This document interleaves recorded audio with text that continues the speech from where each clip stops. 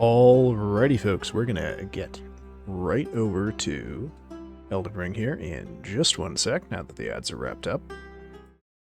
And there we go.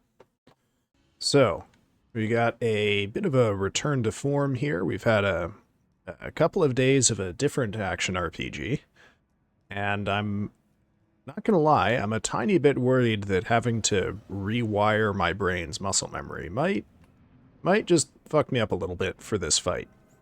But we'll have to see. Maybe it will have the opposite effect and have sharpened my senses.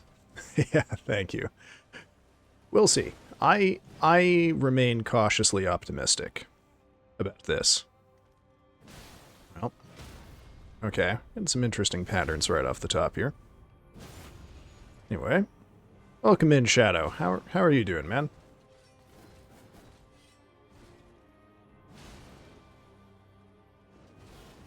Oh, darn.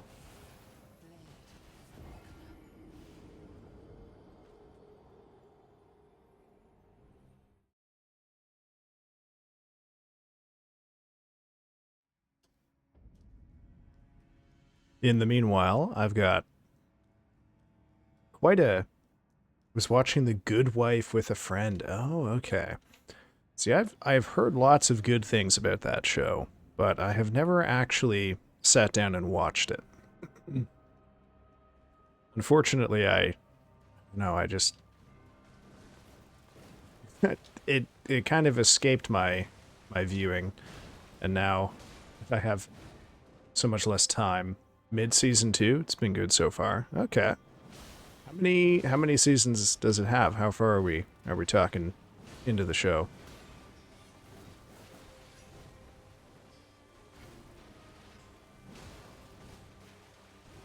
7 oh shit, okay. So you got a little ways yet. Gotcha.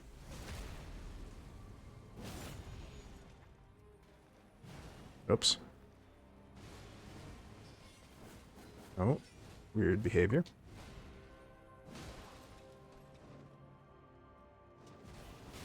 Oh, darn it. Really iron focus here on getting the timing for that attack back on track, because it clicked for me once, and the long break and then playing Neo has, I think, kind of thrown me back a little bit here. But that's okay. We can work at it. So in terms of other TV shows I've been watching lately, I mean, we did just start Paranoia Agent on the Discord, which I cannot more strongly recommend, uh, especially if you care about the history of anime, because it was a tremendously influential show uh, when it was new, and still to this day. I heard it described once as like your favorite anime director's favorite anime, and I think that kind of sums up where it stands in the zeitgeist, at least as far as I've been made aware. But I did also start watching Too Old to Die Young, um, which I had kind of low expectations for, since I honestly don't know that I really liked Drive all that much. It's by the same guy who did Drive. I've forgotten his name. And it is odd, let's say the least, so far. Don't know that I can say more than that. Oh, goodness me. But, rockin' good start here. Hey, welcome in, Daikon. How's it going, man? Ooh.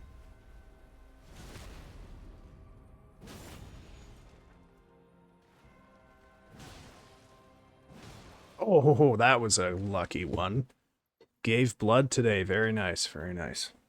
I wasn't... the appointment that I have booked is for, like, God, the middle of July, I think. It had been so long since I last did it that the person told me to pretend it was my first time. Well, what does pretending it's your first time giving blood entail here? I'm just gonna skip this one. Oh shit, I fucked that up. Yep, yep.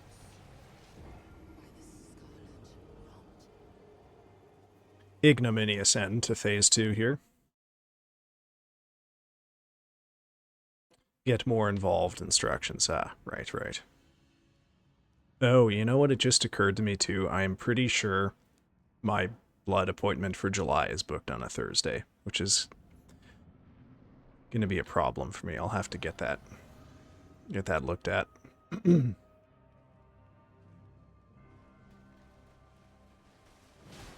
Yeah, Too Old to Die Young is, a pretty standard type movie from I can't remember his goddamn name. It's like Nicholas Refn or Round or something. I don't know the correct way to pronounce his name Danishly. Oh, shit. But he did Drive. And like Drive, the big appeal is the cinematography and the earnest effort at a kind of cinematic minimalism, despite the cinematography being anything but. And yeah, it's doing okay. It's doing okay. The script is a weakness so far, but I will give it a chance. 10 episode season, hour and a half long episodes each. He calls it a 13-hour long movie, not a TV show. It's fun. I like someone who refuses the form. We'll have to see how successful it is, but I will give him credit for trying. Oh. Other than that, big week for me because I got the first day of my classes are coming up here. Well, tomorrow is the first day. I've been scrambling to get everything ready last minute because I took a little bit too much time to relax over the past week. But I am still confident in the course and still kind of boggled by the fact that my course is 100% totally full and has a totally full wait list also. And lots of students who are on the wait list have been emailing me because they want to join. And I, first day is going to be pretty crowded, I think. Yeah, the room is going to be real sweaty. The room I'm mainly worried about, well, A, because of its size, and also in the summer, in the summer it's going to be real fussy. Fortunately, it's not quite as bad as it could be. I'm not going to say more than that on stream, but I'll probably look at seeing if we can get a relocated room, something that's a little more amenable to being totally full of people doing intensive literary study. However, what I will say is that although I was initially kind of excited by the possibility of having it all be on one day of the week, I no longer... I now believe it's nicer that it's twice a week for half the time. Oh yeah, it's always Malenia here, Orphea. I'm sorry. I wasn't thinking, like, 10 days ago when the timing for Waterfowl Dance just clicked for me, what I should have done was just run, like, an extra stream or something. Because ever since, I've not been able to get the timing down again. So it's like every time I pick this thing up, I'm learning it from scratch, which is not great.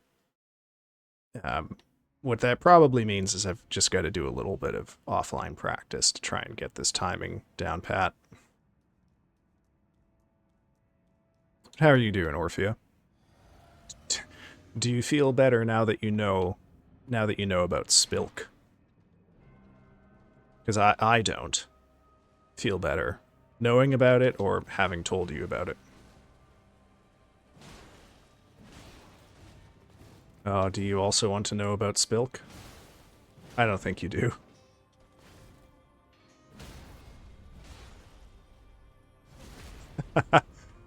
Welcome in, Star. Welcome in.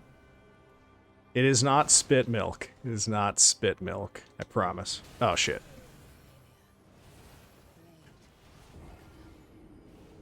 It is spooky milk, and I fully mind broke my friend Penguin with it the other night. So, you may take that as you will.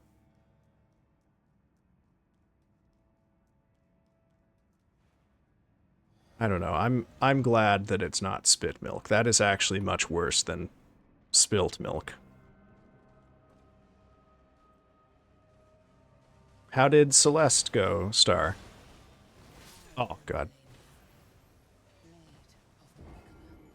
One of the unexpected hiccups that I've run into with this course, and I'm kicking myself all of today for this, is that I put together the readings back in, like, I mean, my preliminary list of readings with links in the university's internal system, I assembled back in, like, December.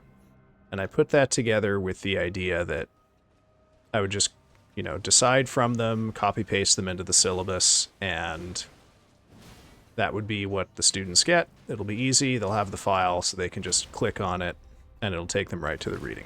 Okay. Now, there's been a lot of changes to what and how much is going into the course since then. However, the links have not changed. But just on a whim, yesterday, at like midnight, so I guess very early this morning, I should say, I decided that it would be a good idea for me to go back and just double check that every link was correctly going to the thing that it said it was going to, because it'd be a very me sort of mistake to have accidentally, you know, transposed the links or whatever. And what I discovered is not that problem, but that in the interim, like, I guess probably during the transition from, like, the winter to the spring semester, my university appears to have changed which databases it has licenses to, and thus a couple reasonably important secondary texts I had assigned are no longer accessible through the library. So I have been, well, not exactly frantically, but somewhat hurriedly trying to reorganize it because I, you know, don't want to have to do this later. There we go.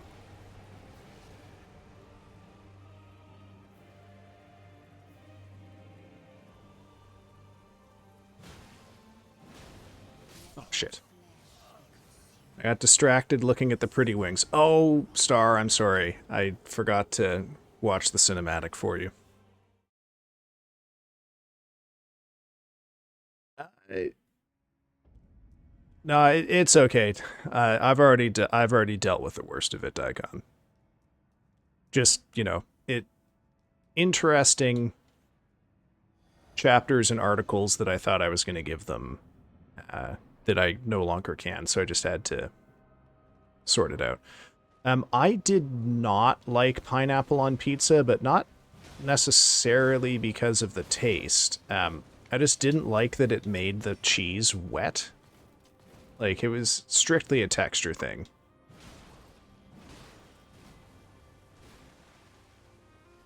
I don't necessarily object to it. It's not my favorite flavor. But I think for me, the main thing about it is that, you know, a bit of sour and sweet is a good complement to the salty, savory of the pizza. Oh, shit. But pineapple is sometimes a little too chunky for me. I would prefer something that's, like, thinner. Some real pineapple chunks, not those shitty canned tidbits. Well, I have to confess, I have no idea what the ingredient sourcing is like for your standard pineapple on a pineapple pizza.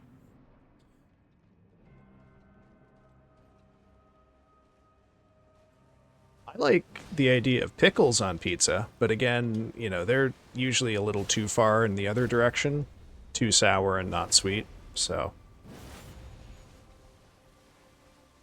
But I might just be biased because I can taste pickles. I should also point out, pineapples are one of my flavors, one of the few things I can taste reliably, but I still don't like them.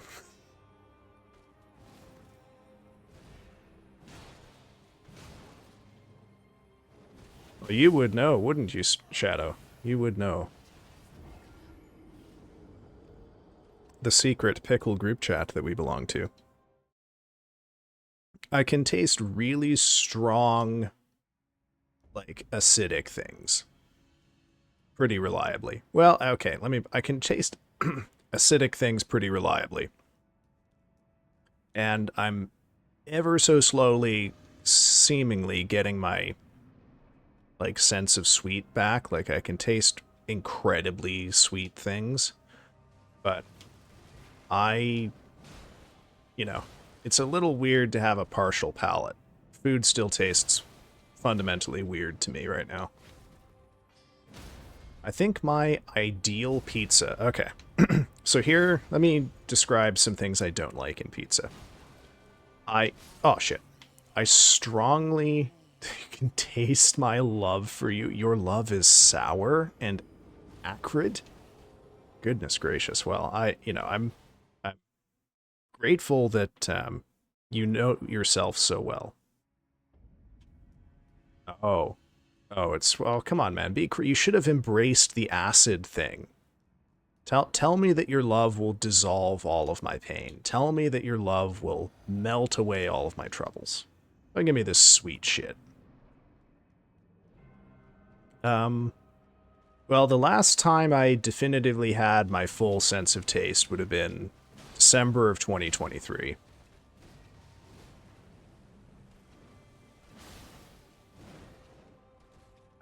Okay. Pizza. I like a sturdy, solid pizza. I don't like pizzas that are so overloaded with ingredients that they fall apart. So the test here is like, if I grab it by the crust and hold it up, if it flops down, that's a bad pizza by my standard, okay? So it's especially bad if it just flops down and then all of the stuff falls off of it because it was barely held on because there was way too much topping and too little cheese. No, that's a bad pizza as far as I'm concerned. Some pizza can be eaten if you fold it up like a taco, but you should not design your pizza to be eaten like a taco. That's just bad pizza as far as I'm concerned. So it's either got to be as restrained with it has to have the appropriate level of restraint in its toppings in order to work with the dough. Okay. Now, this immediately marks me out as having bad taste in pizza because it means that I tend to really like fried pizzas. So things like Domino's pizza that have that like really crunchy, crispy base that holds up to a lot of toppings, that's good pizza as far as I'm concerned.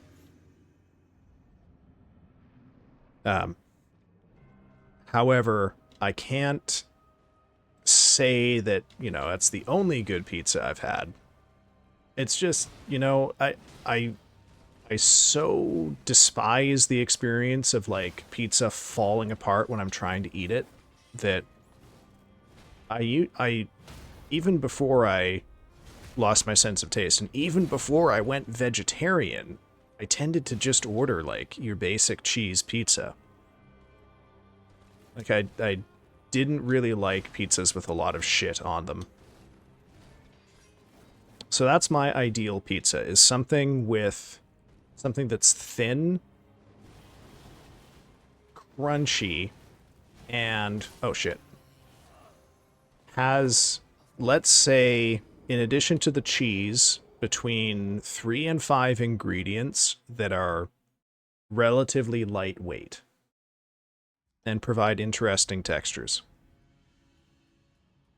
Oh, welcome in, Penguin. Welcome in, Magus. Hope you all are doing all right. Why do they call it an oven when you have the cold food out of hot eat the food? Good try, Penguin. I am not as affected by shit like that as you are. Anchovies on pizza. I have heard that. I have heard that. They do seem like the ideal ingredient for pizza because they are lightweight but pack a ton of flavor. So I would say, sounds good. Penguin loves spilk milk. What is? Are you an unholy mixture of spilk and milk?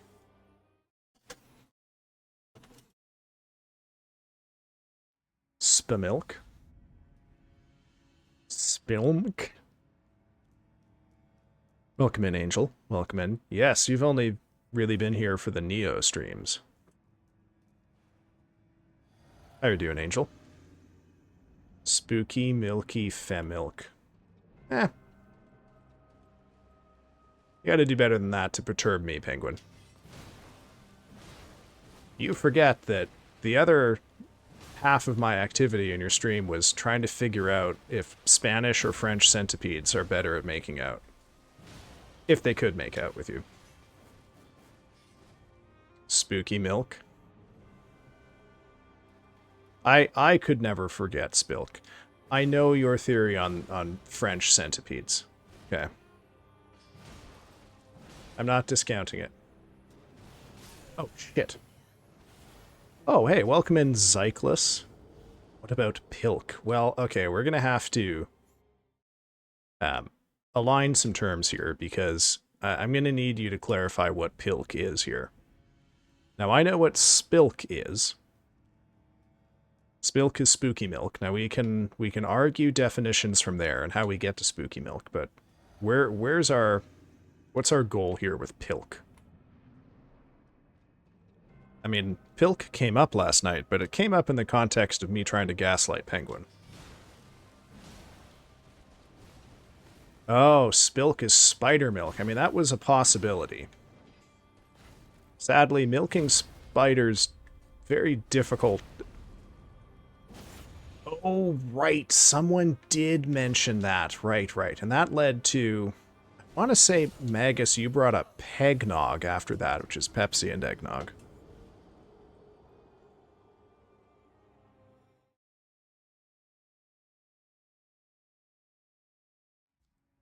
Pepsi and milk. I have drank Coke and milk, which I guess is Kelk. Oh, the Pepto and milk one. Yeah, well, Pepto already is kind of milky. I mean, you're just watering it down at that point. Moke. Yeah, I like... Moke is better. Oh, shit. My verdict on the Coke and milk was mid. I don't understand the appeal. It is an interesting texture, I will say that. It felt unusual in my mouth, to the best of my recollection, when I tried it, almost 20 years ago. I guess the fact that I remember it this long past suggests it is maybe a little more impactful than I'm allowing it to be. Eggnog is what my dominatrix forces me to drink after our session is finished. I'm sorry. Oh, I won't tell her you said you're sorry. I feel like that might get you an extra serving of Pegnog if she knows that.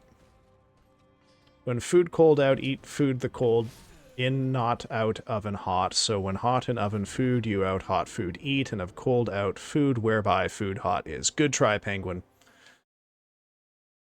I appreciate what you're trying to do here, but I'm afraid you can't break my brain with that method. Just goes in one ear and out the other. I mixed chili and ice cream to make a chili milkshake before. How did it go? I have had an ice cream cone that was 1/2 strawberry, 1/2 balsamic vinegar before. That was actually pretty good.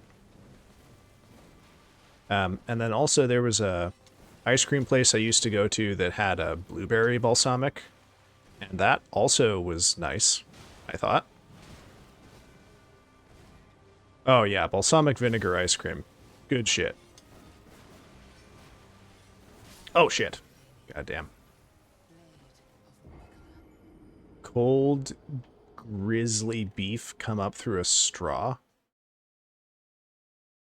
The garlic ice cream was also really good. Yeah, I can't remember what I had the garlic ice cream with. I remember the pairing wasn't as effective.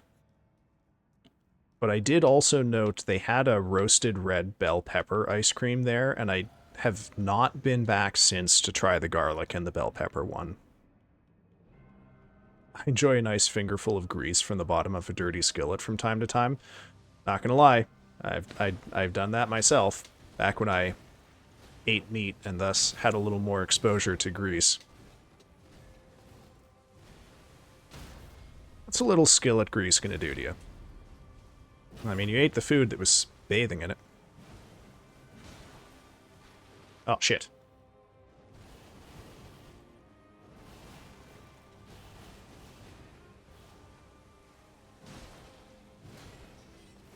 It's not a theory, you tested it. What was your testing methodology? How are you quantifying quality of centipede kisses?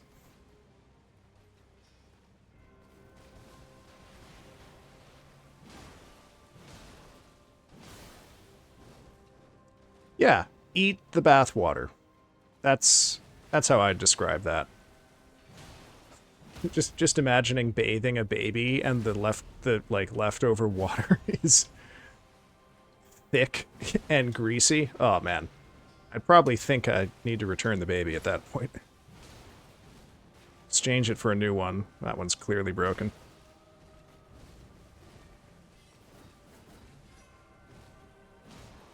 Alright, Star. We got our cinematic here.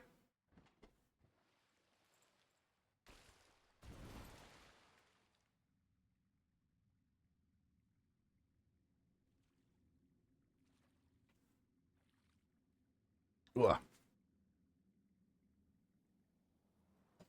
think I missed something in chat. I'm sworn there was a message I didn't look at. Ah, well. Goodness me. But yeah, did a bit of frantic last minute adjustment to the syllabus, and overall, I feel pretty good about the course. We will see how it works out, because I have... let me put it this way.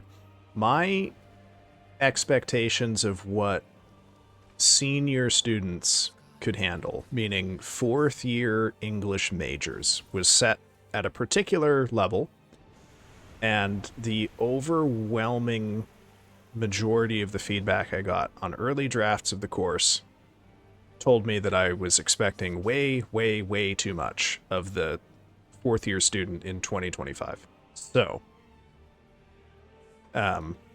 in some ways, this is a like exercise in compression, trying to do a lot with very, very little. And that necessitates, I think, having to be a little creative with like how the course is set up and what the students are expected to do. Oh, yeah. I mean, you know you're having a good day when you have no clothes and thousands of moths. Oh shit. I did not realize that was an immediate point blank fucking waterfowl dance. Okay, framework. Antennae interaction. Leg caresses. They have up to 354 legs, which opens a lot of doors. Opens a lot of things, generally. Mandible to surface contact, and of course a sterile kissing chamber, the Centipede Chateau, high-speed cameras, pheromone sensors, trained romanceologists, obviously French and Spanish for bias control, synthetic centipede dummy with kiss detection sensors, the centikissometer. So, okay, I like the antenna thing because that's wrapping in more senses here, right? Like, I'm not gonna, it's one thing to kiss someone, but then if you kiss someone and they have they're good at like touching your face too, that adds quite a distinct element to the experience also, if you like that. And therefore, you're right. The secret of the centipede might not be all the legs, which are honestly just probably too many to make any good use of in this scenario. But the antenna can, I mean, if the centipede's big enough, could wrap right around your head. Yet when I get naked and cover myself in bugs, I'm, quote, exposing myself in public, end quote, and an offense to decency. Ooh. Look, I don't think there's anything indecent about moth clothing. Whoa. Oh, damn. Damn. This makes me uncomfortable. Sorry, penguin. That's just the experience you get here. I mean, moths eat clothing, so this just cuts out the middleman. Would we then have like a new evolution of moth that eats other moths that are habituated to hanging out just on your naked body? There are moths that drink human blood, by the way. I mean, they can drink human blood. They are supposed to drink bird blood. So, I could see this. I could see this. Oh, shit. I would honestly like to know a little bit more about why they chose butterflies specifically as, like, Malenia's symbol. Oh, shit. I should say, they are actually butterflies, not moths.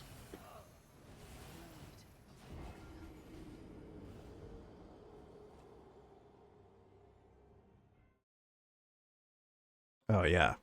Man, one of these days we're gonna get Abzu in here, and we're gonna do a full fucking tier list of smooching bugs. Butterflies are the hot ones, huh? News to me. I think of them as the fragile, delicate ones.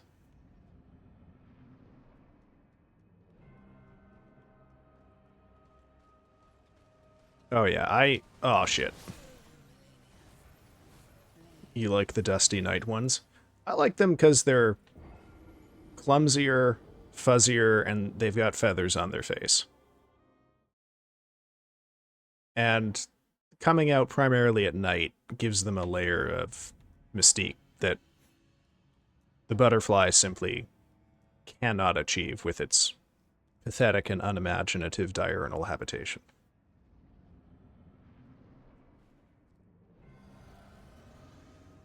You know, if you want to get laid, you gotta only come out at night. Okay. Oh shit. Welcome in, Raiders. Hello, Lady Aelioria. Welcome in. How was stream? How are things going? I'm so sorry you came in at that juncture. Fuck. How are things? I'll give you a shout out once I'm done dying here.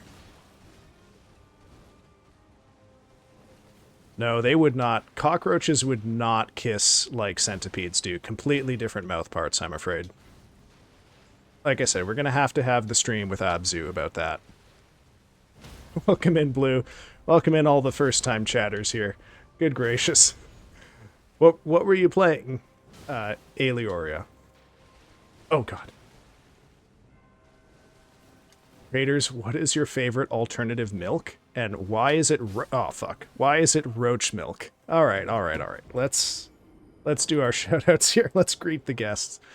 Golly Christ. Okay. Welcome in, folks. I'm Furtifuro. I am a question mark variety streamer. I mostly play Elden Ring challenge runs. I am doing a rune level 1 run of Elden Ring right now, which is a run where you don't level up. And I'm using no consumables, no spells, and no Ashes of War, so it's just me and this bonk stick. And on Fridays, I like to play gross horror games, too. So, yeah, that's what I'm here for. That and speculating on alternative milks and kissing bugs. We played some Rusty Lake Roots and then a point-and-click puzzle. What? What, pray tell, is a Rusty Lake Root? Magus, don't ever correct me.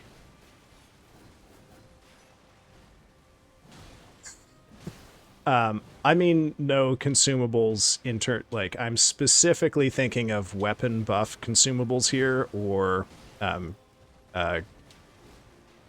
rune arcs, which would give me extra stats.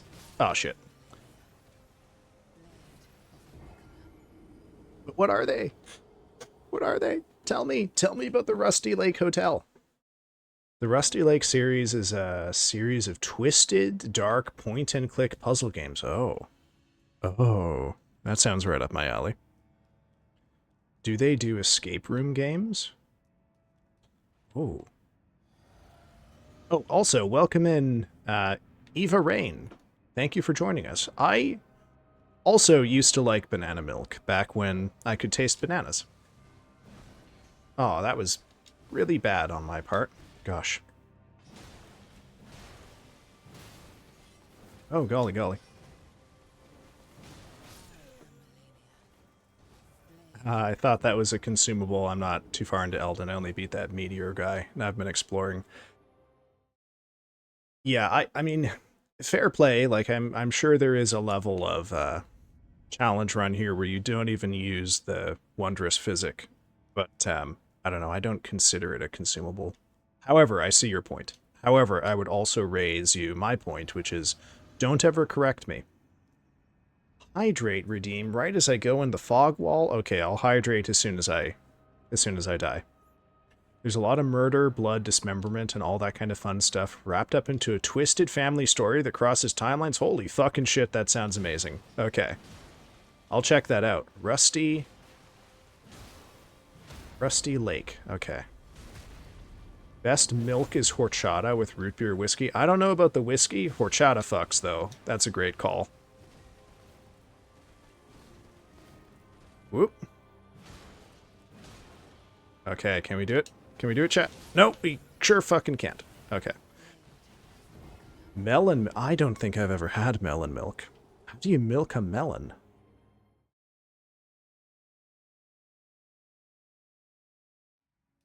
Did your banana tasting receptacles stop working? They did, alongside most of my other tasting receptacles. Isn't oh, I have to hydrate. I'm sorry. I'm sorry. There's pumps to help milk melons? I mean, melon milk is pretty popular in Asian countries, but is it... Okay, I can't tell if this is if there's a level of irony here. Is melon milk like milk that's been infused with melon flavor, juice, etc., or is it like is it juice, or when you milk a melon do you actually get like a dairy-like consistency? If it's the third option there, I'm gonna shit my pants. That's incredible.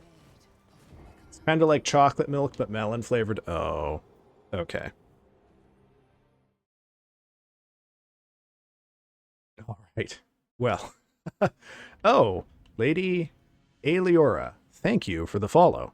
I think if you froth the juice of melons, it might go milky. Oh, that's interesting. I'll have to give that a shot next time I have melons to milk. Eva Rain, thank you for the follow. Seen that in mainland China? Okay.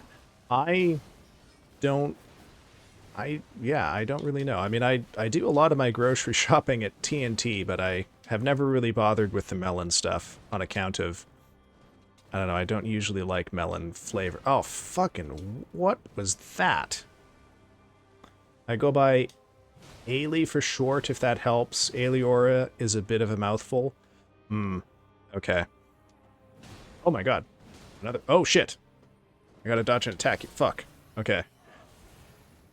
Death to logic.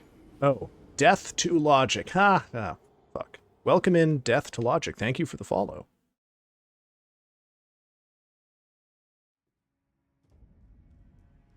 Ladiora? What's Ladiora? Brain, too smooth for your obscure references right now, Penguin. You have to give me more.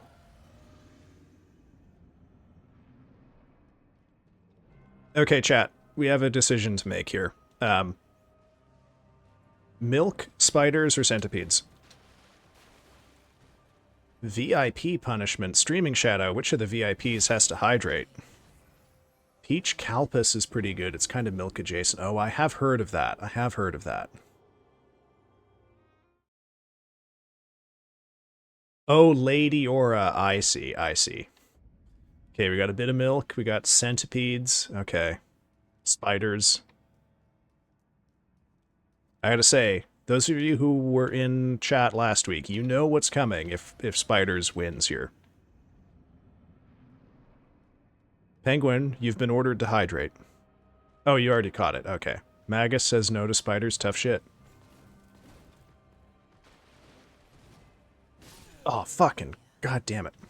Centipedes, because spiders are disgusting. Ailey hates spiders. Oh no, we love spiders here.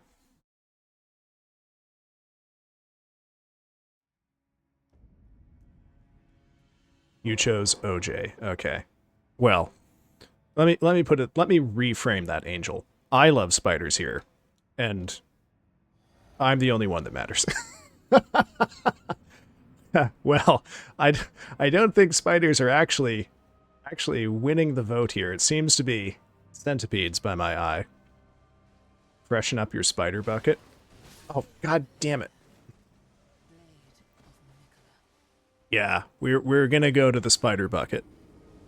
But I think centipedes are taking the day here. Since Brain says, you know what? One of our new guests voted for centipedes, so we'll just continue on the discussion of centipedes we were having right as the raid came in, before we got distracted by why moths are sexier than butterflies. Which was making out with a giant centipede, and whether national differences in centipedes will be meaningfully different in that experience. What if we just use centipedes instead of toilet paper? Now you're cooking with gas, Magus. I don't know. I was going to suggest centipedes instead of toothbrushes, but I like where you're going here. You got to keep in mind, Penguin also gifted us with the... Oh, sorry. Gotta pay attention here. There we go. Shit. You know, not sure if you were here for it, Magus, but Penguin gave us the third option on the spider bucket here, which is not a handful of spiders, but one large spider that you just make use of. And I feel like that does change the equation a little bit, anyway. Oh, I had a convo like this with a friend of mine, but about cockroaches. Oh, okay. Ooh. Yeah, I mean, we love cockroaches here, too. We're a pro creepy crawly room. But we know cockroaches as the source of the finest milk in the realm. Just not really practical, economically.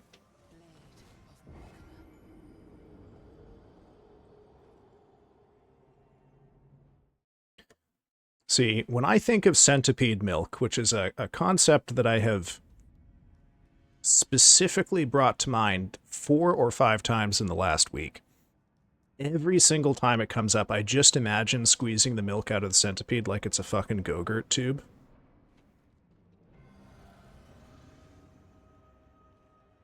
Which, I guess, is a fairly traumatic milking, as milkings go. You generally want to live through it. I mean, most do. More than milk that way? Or is that... does it sum to milk?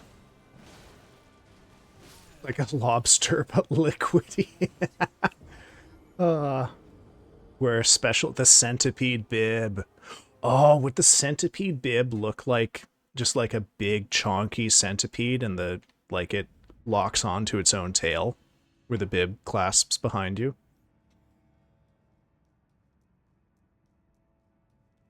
Man, we gotta get Wayne's opinion on this.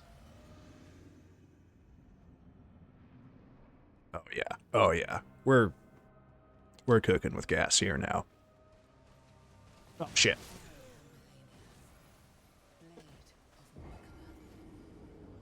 Were you Eva, were you thinking centipedes as shoes or spiders as shoes? Sorry. I've been inconsistent with the chat. I've lost our system of references here. I could see centipedes like shoes. Okay, okay. Because my thought is the legs might get a bit tickly, but if you could get like a whole bunch of them to be the sole of the shoe, you could have like Heelys, but they're centipedes. Oh! Okay, no stamina. I gotta back off here. Imagining a room with a bunch of centipedes hanging from the ceiling and you milk them like udders. I mean, arguably, that's also the testing room that we had described earlier for kissing the centipedes too, right? Okay. Oh, yeah. Centipede Heelys. Okay. What are we going to call the centipede Heelys? The Feelies? The Crawlies? Oh, welcome in, Axe. Welcome in, Shot. We are having a fucking great time today. Angel7403, thank you for the subscription. Very generous of you. Much appreciated. I'm glad you are enjoying the absolutely reprehensible topics of discussion we've had the last 5 days. The struggle continues. It does. It will continue probably right until the end of the month at the current pace. Call them feelies. I can kick people with my feels. Oh, yeah. Oh, yeah. And my feelings, if my feelings were personified, you'd get a fucking centipede and a half, let me tell you. Actually, this just reminds me of one of my favorite bosses in the game that no one takes seriously, which is Romina, Saint of the Bud, in the DLC, who is half centipede, half scorpion, and that's just fucking incredible. I love that. Earwig cereal, sorry, using centipede milk. Oh. What do we think centipede milk would taste like here? Oh, God. Is like, I have to admit, when the current model of centipede milk, which to me is still the Go-Gurt tube here, it's thick, acidic. See, I've been imagining it kind of earthy, because I think of centipedes as like burrowing animals, so I have kind of imagined it almost being like mashed potatoes, but very, very liquidy. It probably tastes like dirty meat. I think box elder beetle cereal would be better than earwigs. Oh, shit. Spider milk would be more acidic. See, people eat silk, haven't they? Because it is biodegradable, but I don't know what it tastes like. Okay. If you've got silk somewhere near you, give it a lick and tell, oh, Wayne, this has been your day and you missed some great shit we had here. Oh, man. Don't worry, I don't think we're anywhere near done. Yeah. Yeah. Oh, fuck. God, where to even start? Wayne, have you eaten silk before? I have eaten barbecue spider. It's bitter. Okay. I have spoken to people who have eaten, like, tarantulas, and the consensus I got from them is it is kind of like shrimp, but not as tasty. Just like mild shrimp. But I will defer to your own experience on that one. No, I mean like silk. Like, made from spiders. Oh, fuck. I have never eaten bugs and would never ever eat bugs. I mean, do you know you've never eaten a bug? For a fact? Or are you just mostly certain you have never eaten a bug? These spiders were from mainland China, so some large breed there. They are hairy. You're 100%. Aw. Yes. Yes. Yes. What if you ate unconsciously? I mean, have any of you had the experience of biting into an apple and finding half of a worm? I haven't, but I mean, I understand that's an experience people have. Where was I? I had a thing I wanted to talk about. God fucking damn it. Oh, I got a stretch redeem. Oh, fuck. I'm not paying attention to the game. Uh-oh. Okay, I will stretch. And I will do a posture check. Okay. Good luck with this boss, thank you. And thank you for the supportive lurk, Axe. Glad to see you around, man. Don't blame you for tapping out of this high-quality conversation. We're all adding so many centipedes to our brains right now. Get good shit. Yeah, fucking god. Oh, the new chatters have already learned that the job here is to make fun of me. I love that and hate it. Welcome in, folks. Yeah, glad to see you too, Axe. We'll put some centipedes in your ear later. Eating bugs. I have eaten some bugs. Not many. I have eaten grasshoppers. I have eaten chocolate. I have eaten small, like, cakes of chocolate-covered ants. I have eaten chocolate-covered mealworms and larger grubs. Might have, I cannot remember. I'm used to that shit in my streams. Everyone is mean to me. They rubbed off on me. No. That is your job here as chat. Your job is to prevent my ego from getting too large. I need people in the audience to regularly abuse me so that I maintain an appropriate level of self-respect, which is none. So keep at it. That's why the emote is there. They do it to me so often, take my menaces off my hands. I am afraid that they will only be made worse by hanging out here. Because we will provide them with so much cursed spider commentary. To say nothing of alternative milk. Aw, fuck.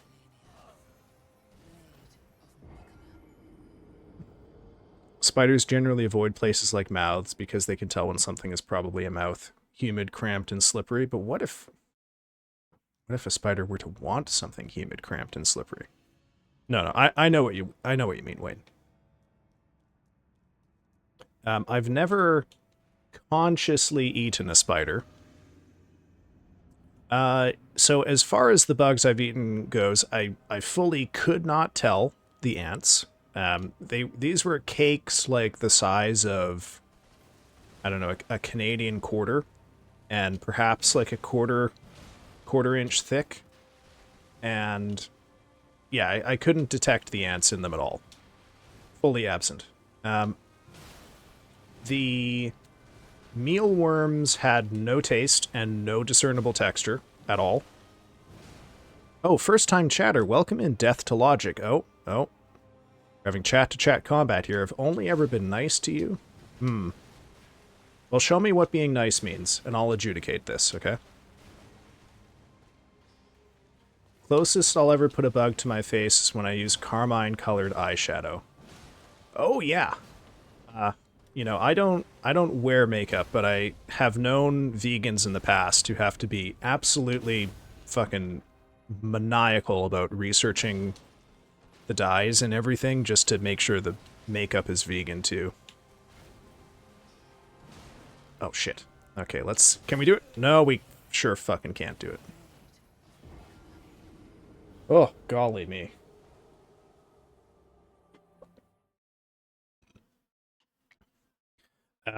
Yeah, so the mealworms, non-entity, couldn't detect the ants. The grasshopper was interesting. We have an ad in 5 minutes, so I've got 1 or 2 pulls left in me. And the grasshopper I mostly remember because of the fact that, like, the legs... I think I had like 4 or 5 grasshoppers. The legs just get caught in your teeth, something awful. And then you gotta fish them out. And they're a combination of, like, really tough and also really stringy, so it's hard to fish them out effectively. Oh shit. Not an experience I would recommend. Okay. Oh, Eva. Oh, Eva. There's a second health bar. We are nowhere near it. We are nowhere near. We're going to be here quite some time. But I love that you decided to be nice instead of abuse me. However, I have to tell you, you're wrong. So the grasshopper was mostly just unpleasant to eat because it's kind of hard to floss grasshopper legs out of your teeth. The grub, though, which was kind of, like, thicker, I would say probably around slightly under the thickness of my pinky finger. So it had some substance to it. It did actually have, like, a discernible texture. Oh, almost got it. But the texture is kind of like, if you've ever bought unshelled peanuts and you've cracked them open and then the peanut there's like another layer, a papery reddish brown layer. That's kind of what the grub tasted and felt like. Except if that layer were a little like thicker. I think I have unremarkable pinkies. I couldn't honestly say there's anything to distinguish them in girth or length, I'm afraid. Okay, we have an ad break coming up, so let's contemplate that for a moment while we go watch some ads for John Twitch. Okay, we've got 3-minute ad breaks, top of the hour. Use your 3 minutes wisely, folks. You can go grab some food, grab some water, take your medicine if you need some, or you can do what I'm going to do, which is get up, walk around, and stretch. All right, folks, I will see you in a couple of minutes. Bye-bye.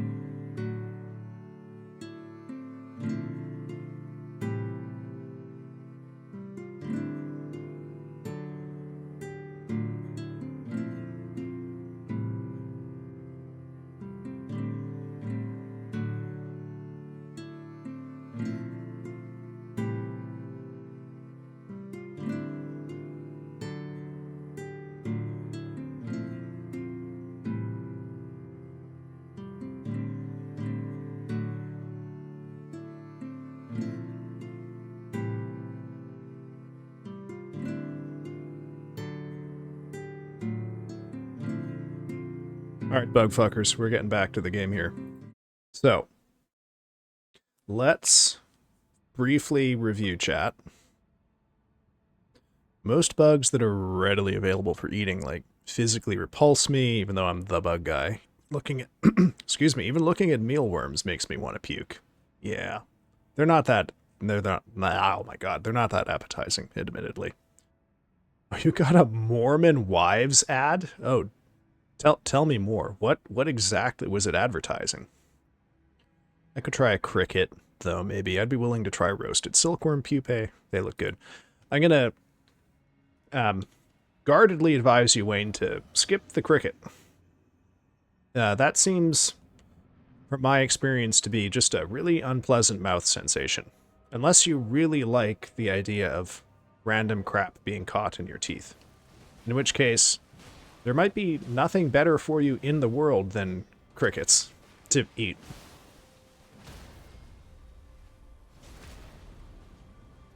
A Mormon wives reality TV show. It's like Mormon Jersey Shore. Okay, well, it's good to know that I haven't been procedurally eliminated from all advertising on Twitch, despite my propensity to talk about the worst shit imaginable. There we go.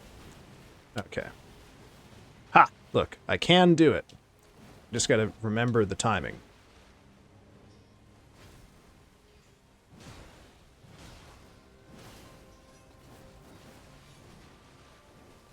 What ads did we all get here? I'm always curious what people actually see on these ad breaks. I have been getting a lot of ads for Doom lately when I've been watching people. I, of course, am perennially bombarded with ads for becoming an accountant, because I guess that's what Twitch thinks I'm like. No ads, I get to enjoy the smooth tunes. You get to enjoy the smooth tunes of my friend Haku Itaki, who graciously gave me the BRB music for free. Mormon stuff is weird as fuck. I mean, there's so many weird Mormon shows. I can't imagine what a normal Mormon show would be. The baseline is just stratospheric. Like I feel like if a Mormon show were normal, that would be weird. You tab out usually. Well, god damn it, Magus, I need the market research here. I want to know what Twitch thinks my audience wants to see. I will say, though, I did recently get my first French language ad on a stream from an American, and I thought that was fun because I don't speak French, but I guess it assumed that I do, because I'm Canadian. DoorDash? Okay, yeah, I have got some Uber Eats and DoorDash ads, that reminds me. Car insurance? Okay. I thought my chat would be getting more obscure ads, but hey, take what you can get. At least we're getting some ads. Whoa, fuck no. Oh no. Bad timing on my part. Ooh. B. All Canadians speak the baguette language? No. Much to the aggravation of baguette Canadians, we do not all speak the baguette language. I primarily get ads for food, which is always advertised as some sort of gamer fuel. Yeah, unfortunately, I have not. I just don't give the gamer machine vibes. Whatever fuel I need, it's not for gamers. I've been getting Spanish TikTok videos. I have watched too many TikTok stuff, I guess. Can you get TikTok videos as ads on Twitch? And I guess, but oh man.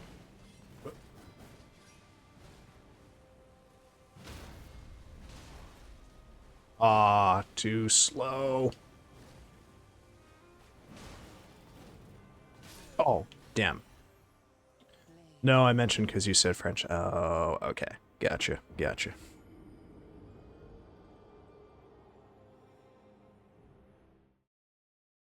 Oop. Sorry, one sec here, folks. Mm.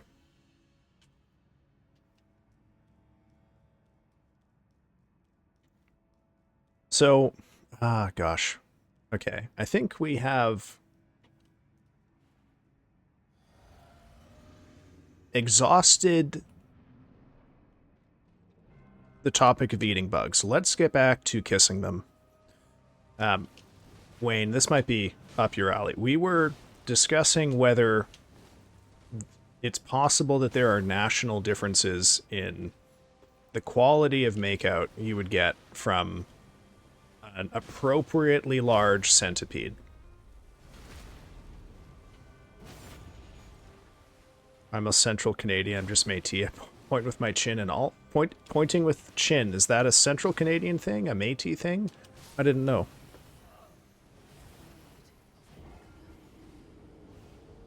Depends on how much mandible you're getting. Well, what is the right amount of mandible, right? Because you've got a lot of mouth parts there. Some of them, like mandible, arguably too big to interface with your mouth. So, oh, interesting, Magus. Okay, I had no idea. Guess we all learned something today. Because if the centipede is big enough, I'm envisioning like the mandibles wrap around your head and hold your head in place. Sort of like if someone's kissing you and they put their hands on the side of your head or on your cheeks or something. But then you've also got like the antennae too, right? An amount that isn't... Yes, well, we have to assume that the centipede loves you for this. We can't assume a centipede that's not romantically inclined towards you. Because honestly, how bad would it be to envision a world where there's centipedes big enough to kiss you and that they don't want to?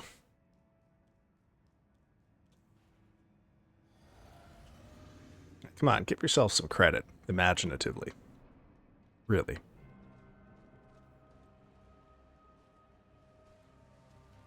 Cool.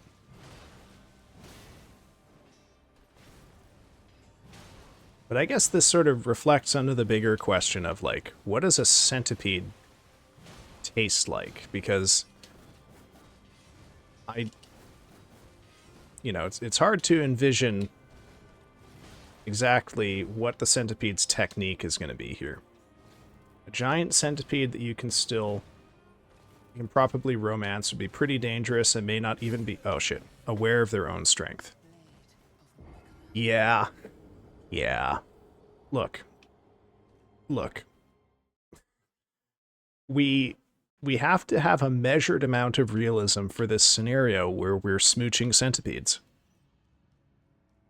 Too much realism kills the romance.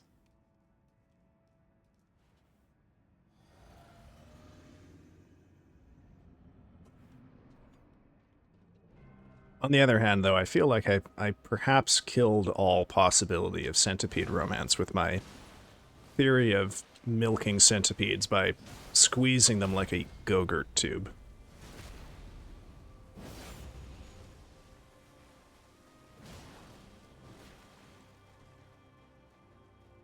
I asked ChatGPT what a centipede would taste like, and it said if a shrimp and a beetle had a smoky argument on a campfire. Oh, -1 for using ChatGPT. Yuck. But interesting that the argument went in the direction of smoke. Maybe killed the romance for you, more centipede romance for the rest of us.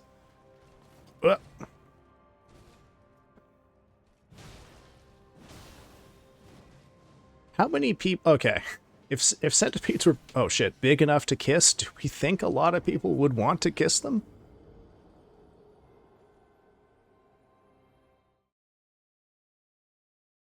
It's definitely an academic level interest for me. Not a thing I would want to have my own data on, let's put it that way.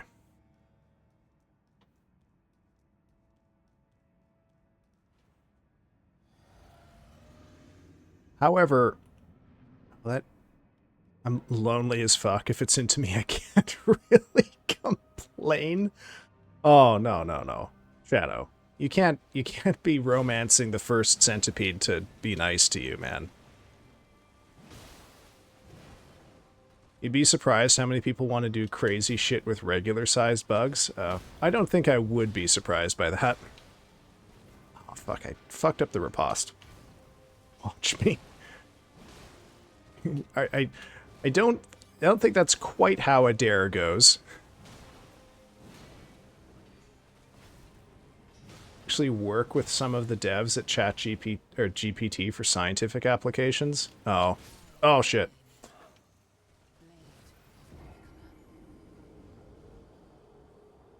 Like several shots deep, I do it on a dare. I feel like that is more unusual to me than wanting to do it sober.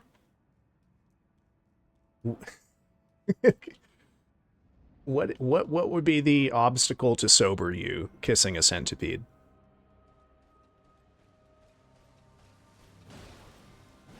Because like this suggests to me that you have like some desire to, but your better sense is telling you no. Like you know better. You know better. But do you know better?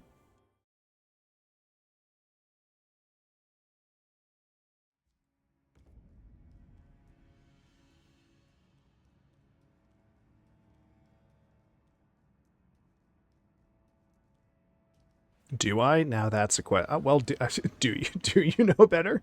I mean, seemingly no, since you would do it if you're drunk. After seeing what I've seen, I genuinely think some people should get background checks before being allowed to purchase pet invertebrates. Oh boy. Well, I mean, yeah, probably. On the one hand, you know, you being a pet cop. But on the other hand, man, I sure get it. Oh shit, what the fuck did I do there? I mean, arguably, should have should have to do that for most pets, not just the invertebrates, I think.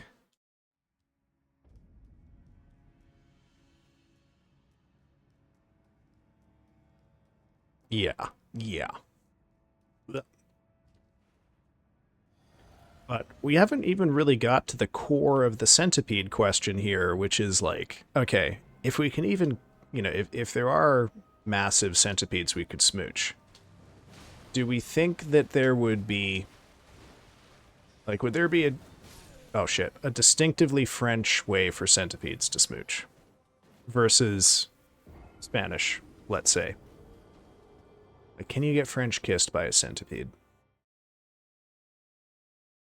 Abzu, you are exactly the person we wanted to see here. We've been on this for the entire fucking stream. And I have been thinking about it for multiple days now, purely because you mentioned that you love when spiders die because it looks like they're giving a hug, or they're reaching out for one final hug. What? How are you doing, Abzu? How are you doing? Wait. Depends on if these human-sized sapient centipedes have tongues.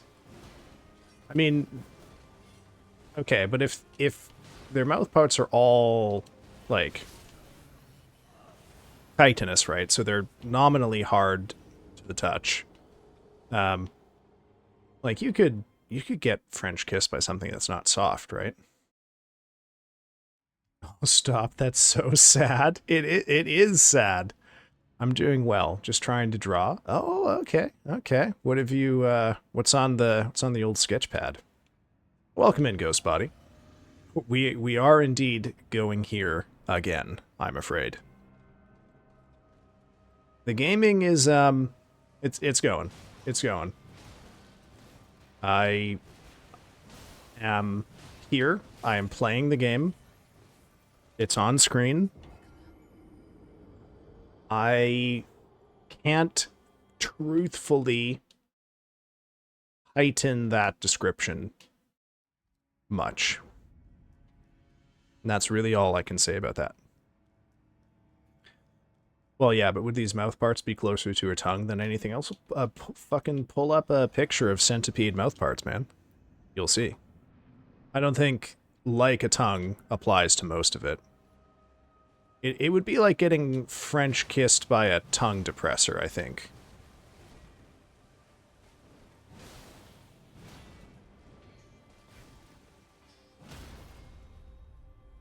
Got a big ol' fucking popsicle stick.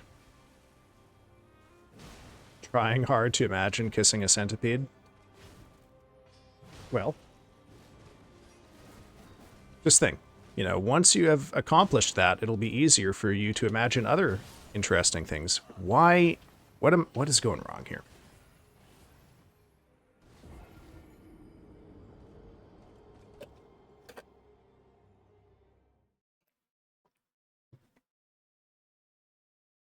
Abzu, I have come up with so many bug-related questions since you planted that thought in my head. Do they secrete a form of saliva? I'd imagine there's got to be some kind of mucus. Oh, yeah. Like, this morning I woke up and I was thinking, man, what kind of bugs would be most likely to form a boy band?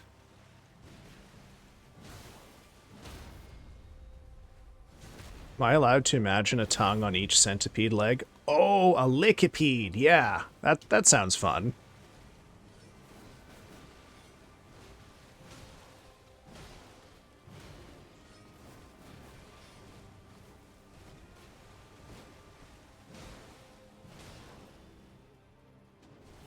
Oh, what the fuck? Okay.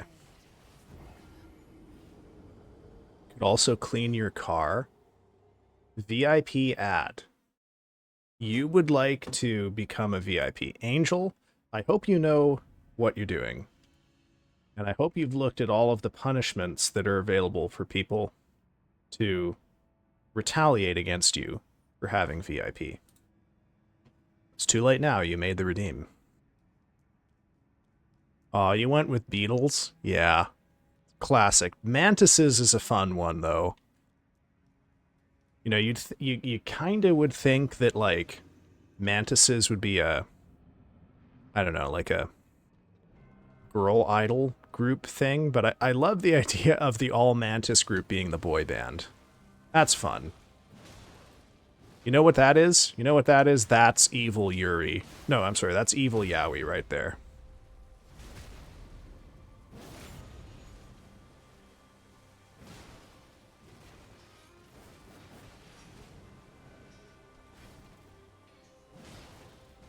Whoop.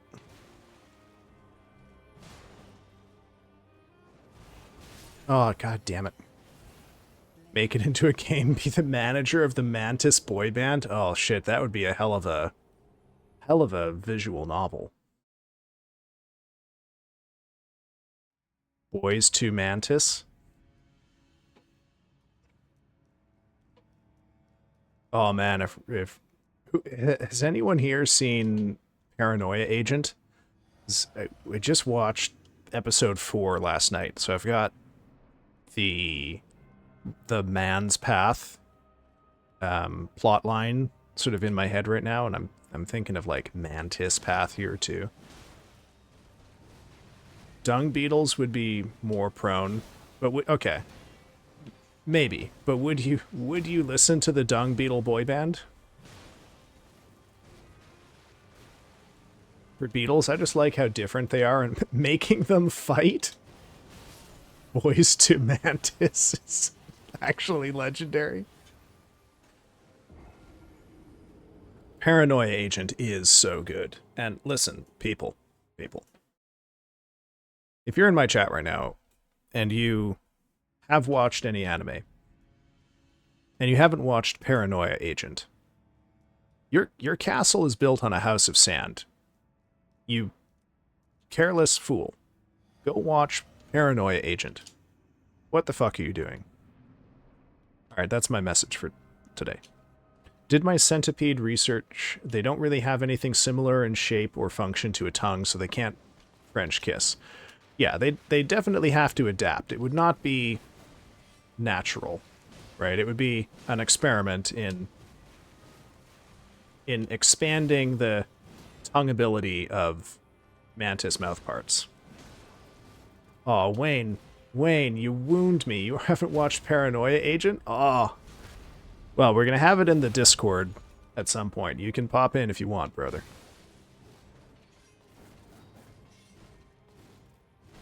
Actually, I kind of want to make sure that we get to, because the plan with the Discord is we watched Cyber 6. Now we are on Paranoia Agent, and then after Paranoia Agent, oh shit, we're going to Twin Peaks.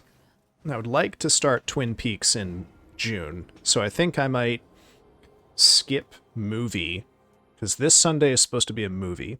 I think it was going to be Ghost in the Shell. But I might skip that and have Paranoia Agent again. And then we will definitely be done with it before June. Oh man, I'm curious to know what bugs would make an emo band. A group of Dryococulus would be in a cool jazz band. Centipedes are good mothers, so I want to believe they're good kissers. Yes, they're so... They even let their babies eat them! Isn't that fun? Well, some of them do, anyway. I haven't been a fan of much of the newer animes out there so recently. Sell them on it. It's not a new anime, it's from 2004. It's from Satoshi Kon, so same guy who made Millennium Actress, Paprika, Tokyo Godfathers, Perfect Blue, one of the best movies ever made, anime or otherwise. Oh yeah, oh yeah. It's kind of a meta anime in that it's a reflection on, I would say okay, I can't really give too much away without spoiling it, and although I don't personally care about spoilers, I know a lot of people do. So what I will say is, it is an anime about anime in a very roundabout and tricky way, but that's kind of where I will leave it. Twin Peaks is goated. You are fucking right, it is. We're going to be on Twin Peaks the whole summer. We're going to go through seasons 1, 2, and 3. I think that will take us the whole summer. I can't remember how long the episodes are, especially in season 3, but that's the plan. How about prehistoric centipedes? Whoa. Oh, shit. They be romantic? Are prehistoric things more romantic? They're definitely be more feral and more passionate, which I think for some people creates a kind of romance, right? If you want to be, you know, overwhelmed or overpowered by the feeling of something, you know, savage and wild that is barely restraining itself for you, then yeah, go for the prehistoric centipede. If I'm going to smooch a centipede, though, I kind of want it to know what a cell phone is.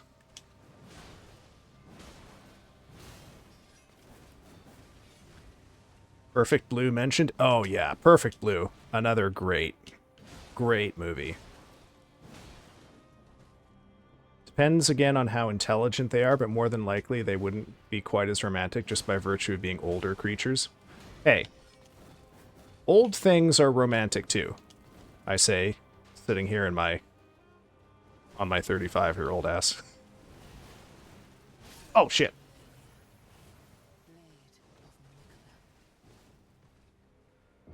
I feel attacked. Have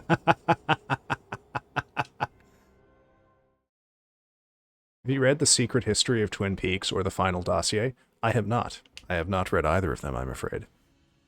I watched Twin Peaks Season 1 and 2 back in, I want to say 2010, while they were still available on Canadian Netflix, which was, you know, pretty early on in Netflix.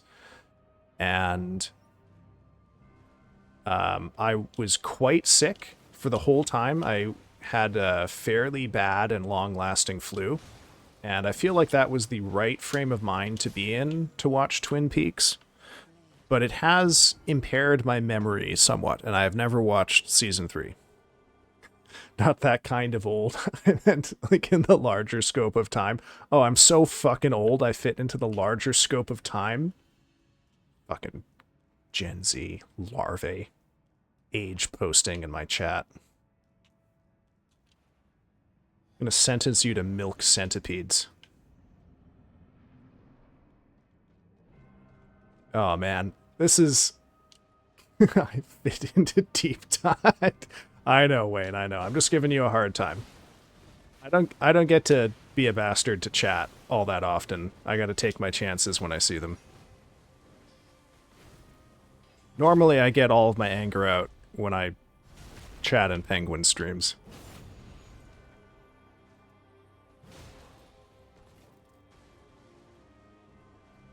But, oh, fuck. What was that? Felt like she hung in the air way longer than normal there.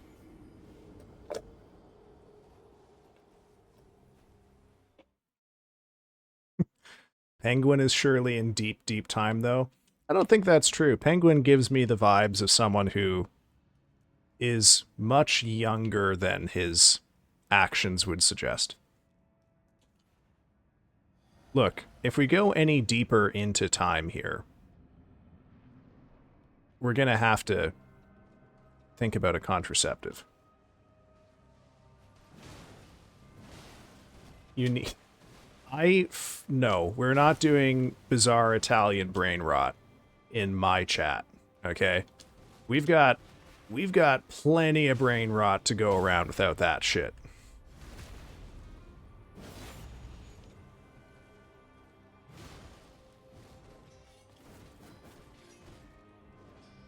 Ugh. Tongue, sahur. Oh, that's the... Someone mentioned that the other day. That's like...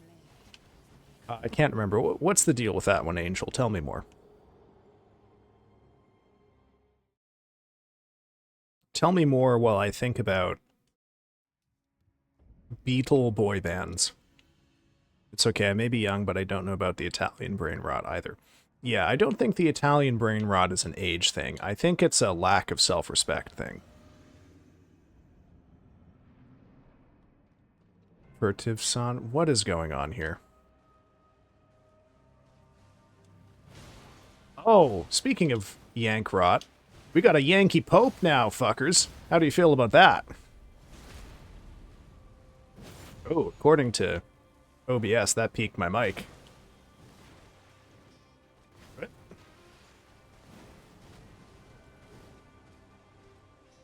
What?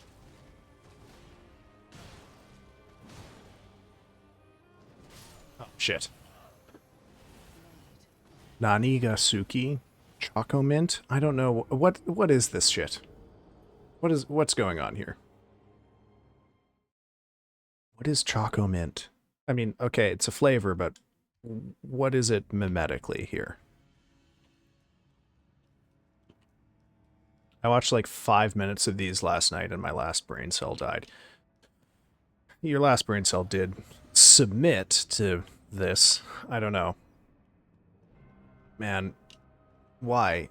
You choose this. You choose this. Blech.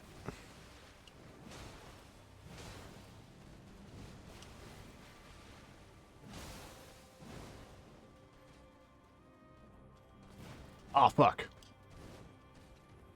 No. Oh, that was a miracle right there.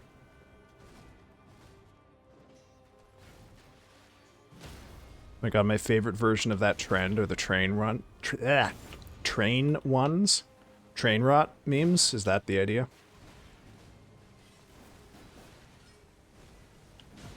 Man, I feel like I am so fucking good at dodging 90% of her attacks. Oh, god damn it. Rio's Law in full display right there. Can't ever say I'm good at anything because I'll immediately fuck it up the moment I say it.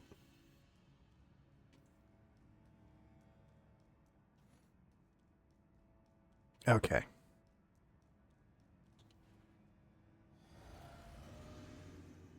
Whoop, hold on. Oh, no, we're gonna do this. Do that afterwards. I can't believe there's someone new here who gave themselves VIP publicly, and none of you fuckers are making their life a living hell with the VIP punishment redeems.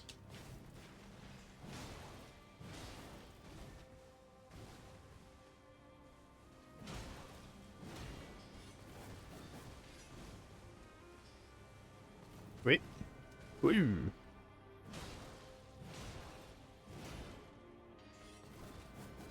There we go. Penguin has punished Angel. Angel, you must give an earnest compliment to someone in chat.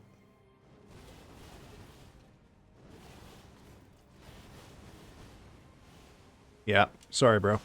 You brought this on yourself. Yes, what will you do? What will you do?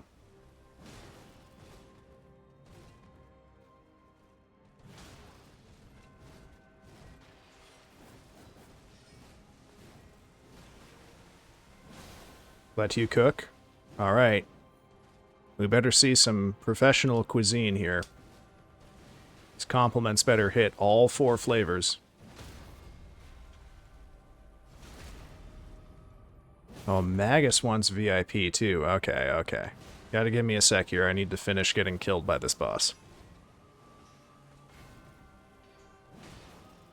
I told you don't want to be VIP here unless you're really reckless. Alright, Star. Got us on screen.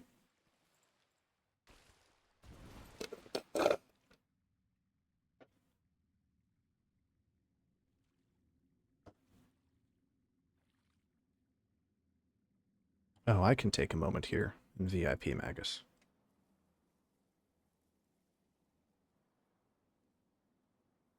Okay, you're VIP now, Magus.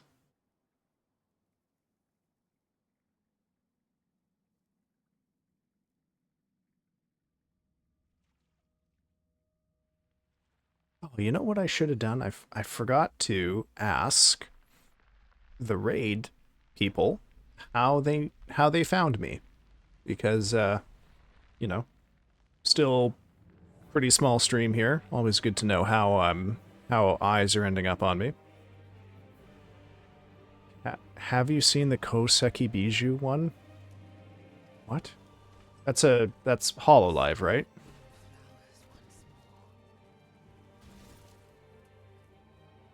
What's going on here? There's like an entirely parallel conversation I'm not privy to.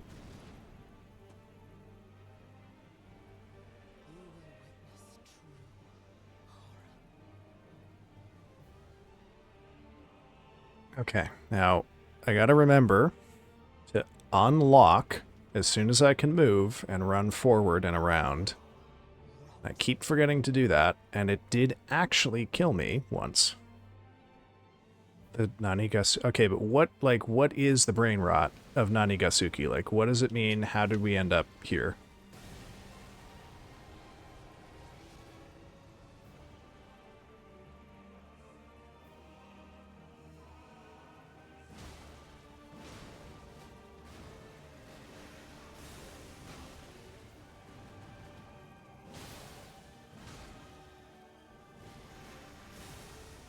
Okay.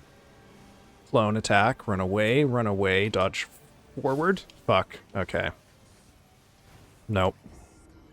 From the Nanigasuki one comes from the Italian brain rot? Oh, God.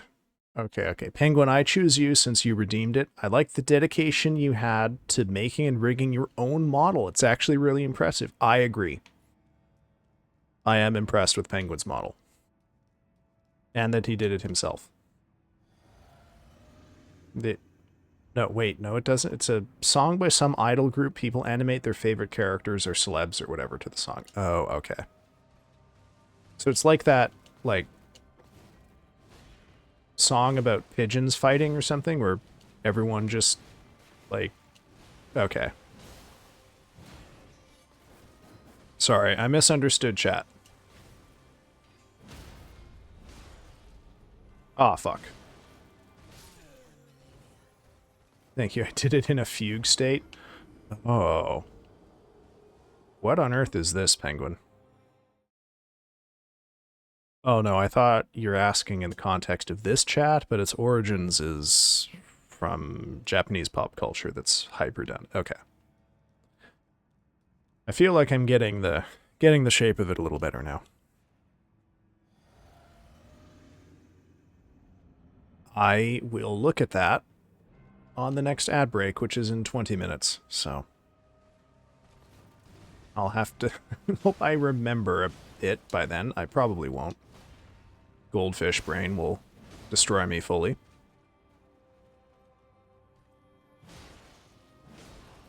What?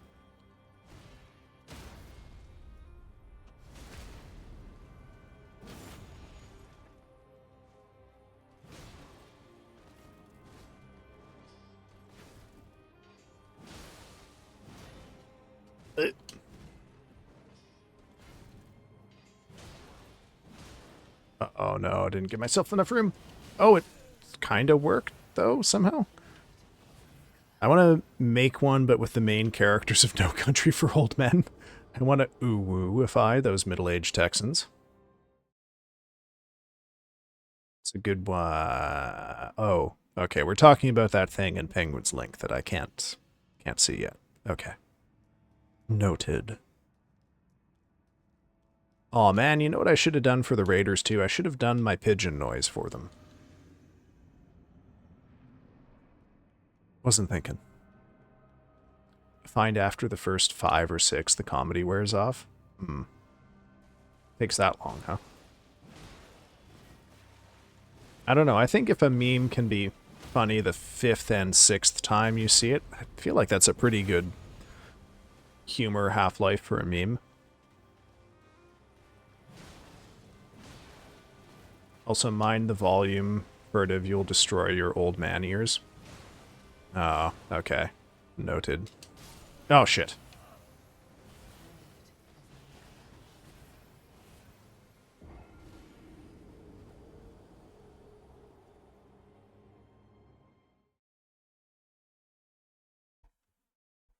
Loud noise funny. Right, right. It is a reliable theory of comedy. Does work. People make their whole careers off of it. I mean, arguably, my brand of humor involves loud noise funny. It's just emotionally, psychologically loud, not physically loud, you know?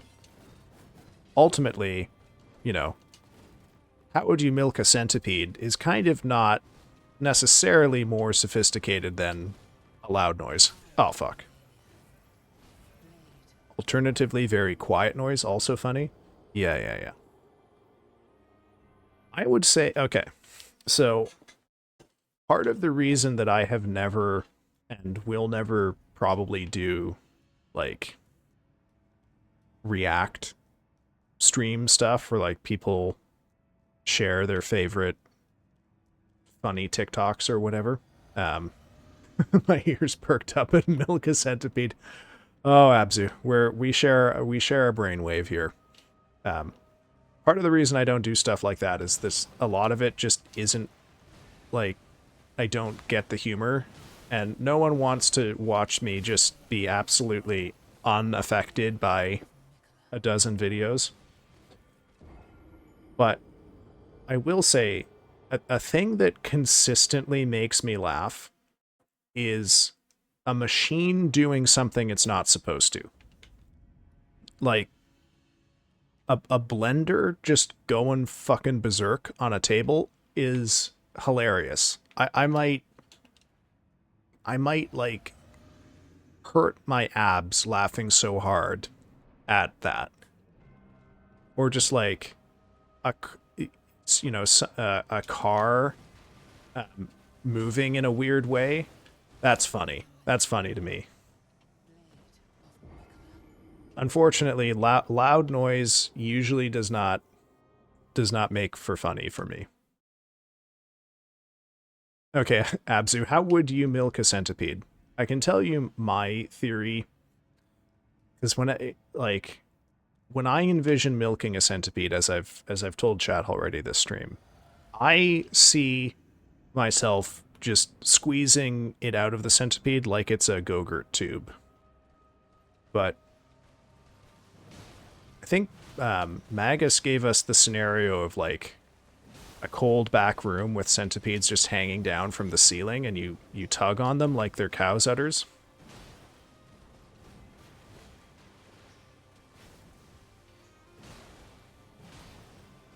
That wasn't you? Okay. Well, fucking take some credit for high quality stuff. Oh my god.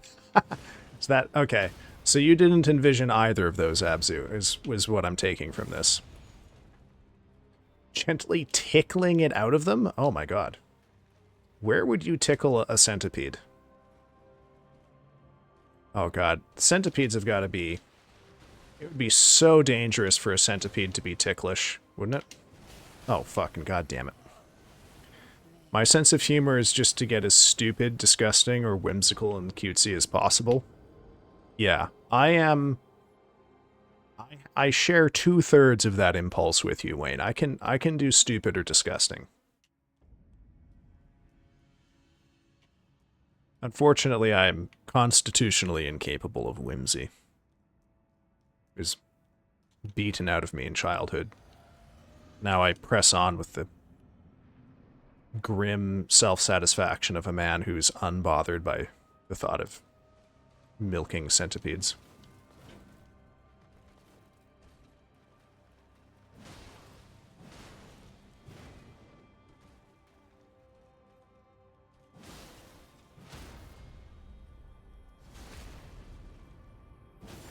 There are, however, a couple of things that extremely reliably make me gag if I so much as think about them. And unfortunately, chat, I cannot trust you with that information. My sense of humor is like putting a propeller hat on a tapeworm. It's irony. It's irony. That's a very traditional kind of humor. You just have a contemporary sense of, or set of reference points, yes? Although generally, I guess, like, funny technically means something that defies our expectations. It can. I mean, it's a route to humor. I will say, I generally, like, I'm gonna say something now that will sound very pretentious. I don't know how to make it not sound pretentious. It is just the truth about me, but I find very little American humor funny. And that includes comedy movies made in America. I just, no hate to people who do find, like, 21 Jump Street funny, or My Big Fat Greek Wedding, or whatever. I have sat absolutely stone-faced through so many Jim Carrey movies, just utterly baffled that people laugh at this. Yet, the fucking cheapest, laziest, least thoughtful wordplay on a British panel show will get me fucking hooting. So, we all have broken brains in our own ways.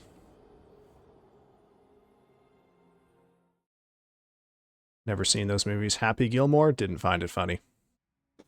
Sorry.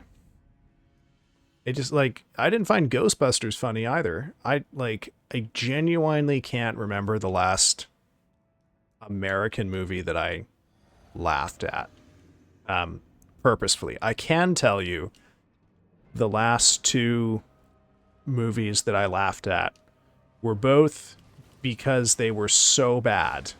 And one of them was the Slender Man movie from, I think, 2018. I went to see it with a group of people, and we all fucking... there was my group of people, which was like I didn't laugh at Airplane. I'm sorry. I don't know why. I think Airplane is the movie I expected to laugh at because so much of it is based on wordplay. But I think there's something about how American comedy is acted that doesn't work for me. Like, there's just way too much fucking winking at the camera. Like, haha, did you laugh at the joke? Did you get the joke kind of thing? Yeah, sitcoms have never landed for me. But like, I know when I think about this stuff that this is me. Like, this is not a thing that can be taken as a true reflection of the genre. Because clearly lots of people find this stuff hilarious. And consistently so. Like, some people can watch these things over and over and over again and find them funny every time. But like, oh man, The Office, I humanly impossible for me to understand that people find it funny.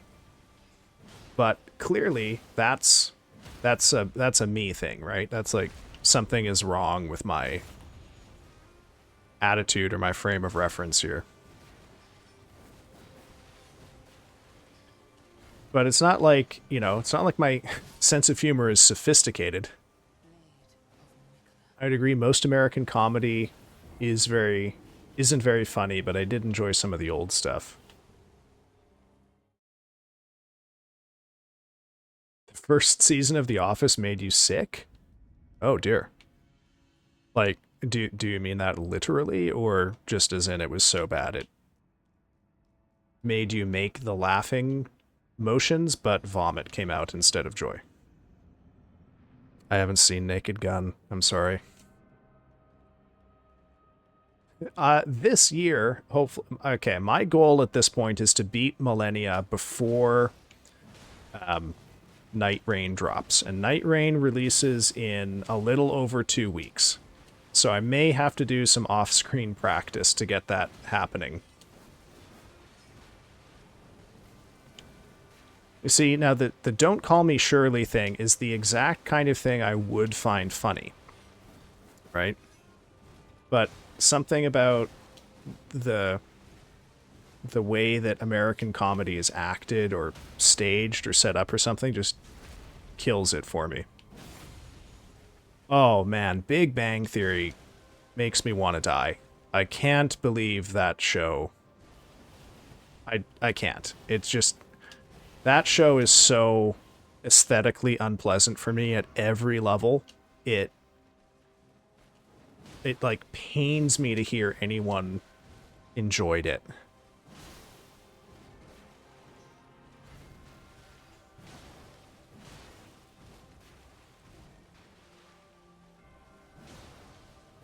Oh, fucking come on, Malenia.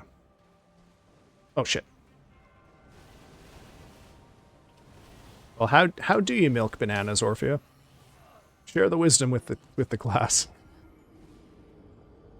I did watch Spaceballs, didn't do anything for me.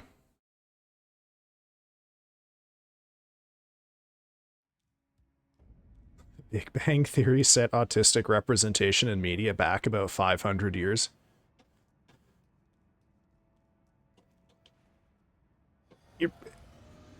I mean, I have no idea where autistic representation was like in like 2012 or whenever that show started, but I can't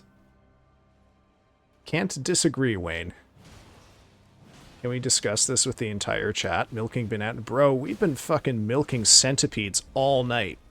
Give us your banana tips.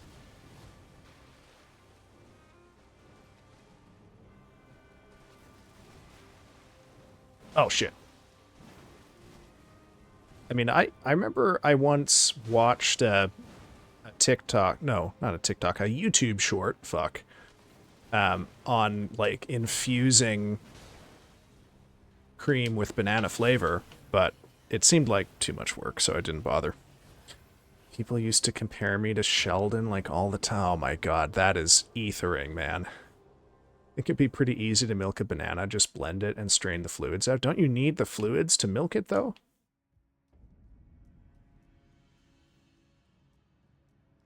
Think you need to grasp it in your fist. Okay. Like, squeeze it as hard as possible. Okay. Okay, this seems straightforward so far. Anyone who's got a banana, follow the directions. Orphea's walking us through it in chat. Fuck.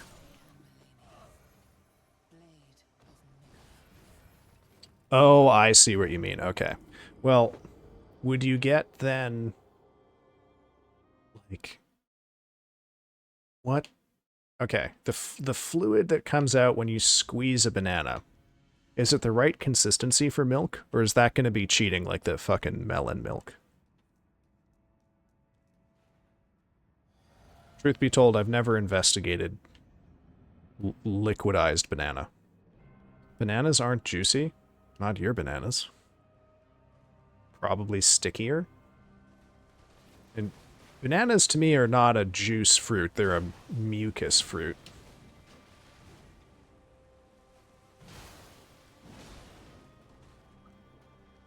Slimy? Yeah, slimy is where I would go with a banana. Slimy milk. Ugh. I mean, not the worst thing we've thought about tonight. Team plant. Oh, plantains are so good. I cannot wait to be able to taste again so that I can taste a plantain. It's a roach milk situation. To get 1 cup of true banana milk, you'd have to milk like 1,000 bananas. Oh shit, that's a shame. Is that true though, Wayne? Unfortunately, I've kind of cultivated a chat here where I can't tell when people are bullshitting me or not, so... Banana and mucus do not belong in the same sentence. Not even the sentence of bananas retain a fluid texture not unlike mucus.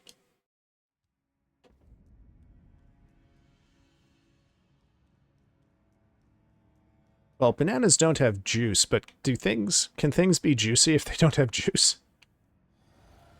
Orphea Cross has punished Magus. Magus, you must give an earnest compliment to someone in chat. Yeah, I'm starting to think, like... banana... you know, this idea is not so much giving me banana milk as banana discharge, okay? Which is not hugely... I don't know, that's not like a good reference word for food.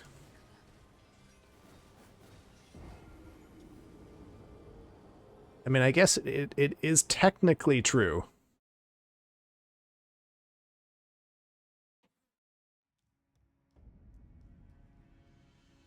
Like,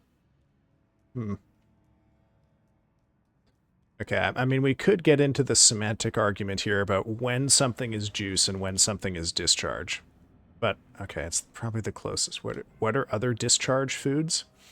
Custard? Scrambled eggs?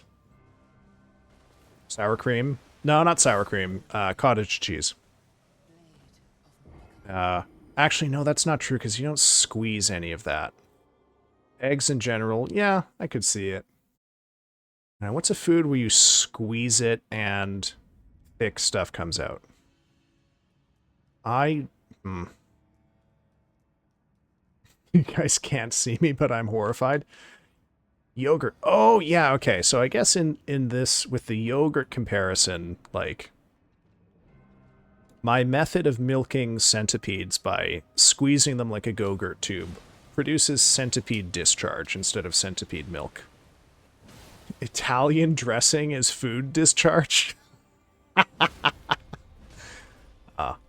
Okay. More cursed food opinions from Furtive. I don't like dressing on salads, I'm sorry. I only have my salads virgin. And that was even before I lost my sense of taste. Welcome in, Noir. Picked a hell of a night to come by, brother. Did you get to date 2.0? You could probably get a discharge out of most shellfish. Oh, natto. Natto. Yeah. Oh man, I can't wait to try natto when I can taste stuff again. Because I really do like the idea of something that has a decent taste but horrific texture.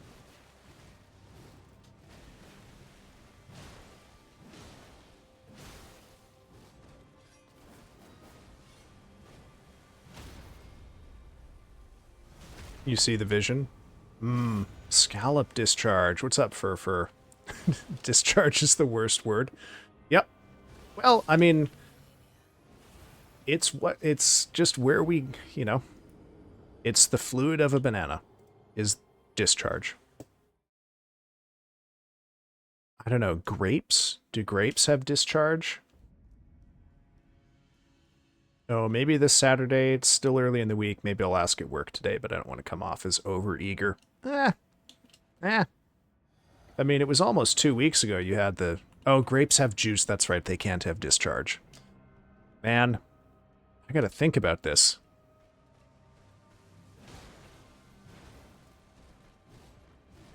I did, yeah. Sorry. I won't forget about grape juice again. I promise. I was just thinking about... I was trying to envision stuff that you can either eat whole or pop. And I thought... grapes. Jackfruit could have discharge. Okay.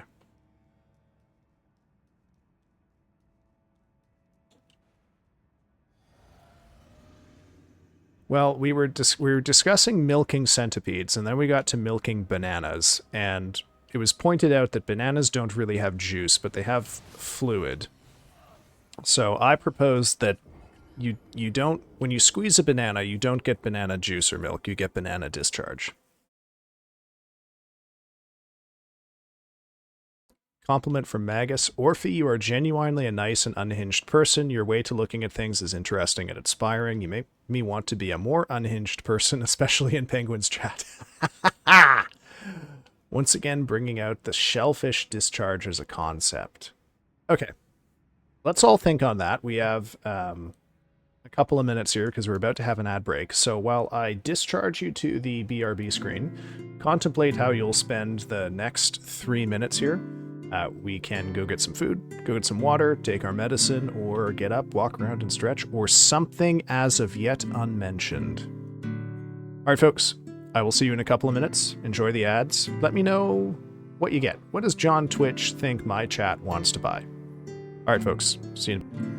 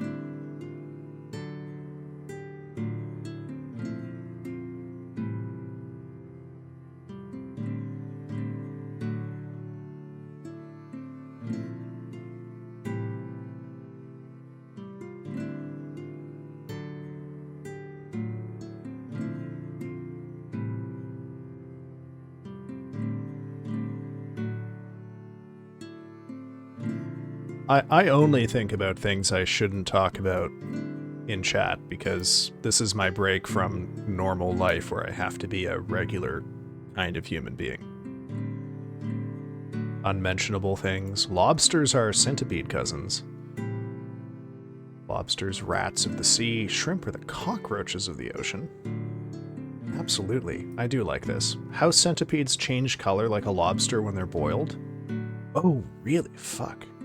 Well, I don't get house centipedes here. I would test that. You're on your wholesome arc? Yeah, since fucking when? Since you started this banana discharge conversation? Wholesome arc will be over tomorrow. Okay. Let's get back to the fucking game here. Alright. I feel like the thing about the banana discharge thing is that my brain is telling me there's something so obvious for a food that has discharge instead of juice. I just cannot fucking remember what it is because my brain doesn't work. Yeah, the death counter is just too much work. It's too much work for chat, and my brain cannot handle it on top of thinking about the stream and the fight. Maybe I'll get one. Passion fruit. Oh, go figure that the fruit of passion would offer up discharge. Yeah. I think the thing to do with the death counter is it needs to be automatic. So maybe I'll try and get it set up for like the DLC, and there's got to be like a mod that reports it or something. Oh, fuck.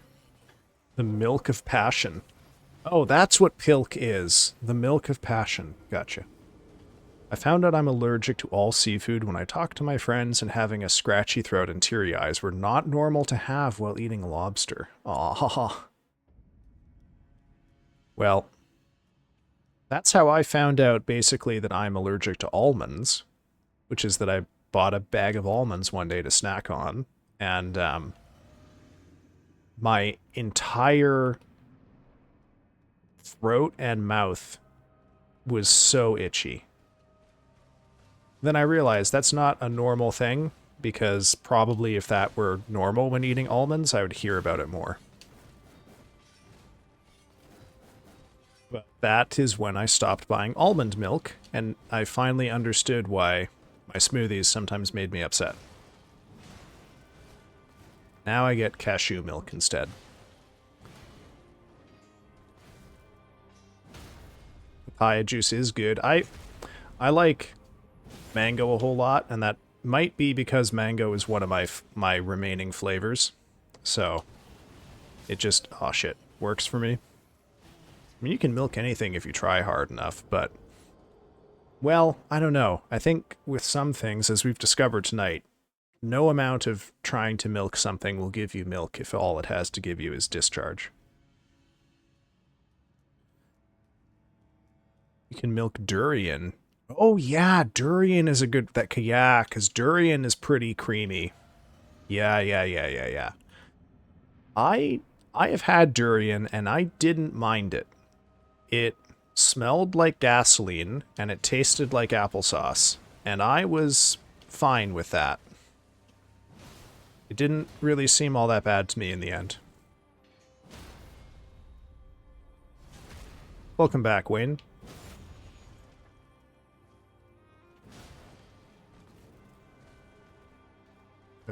Oh, okay.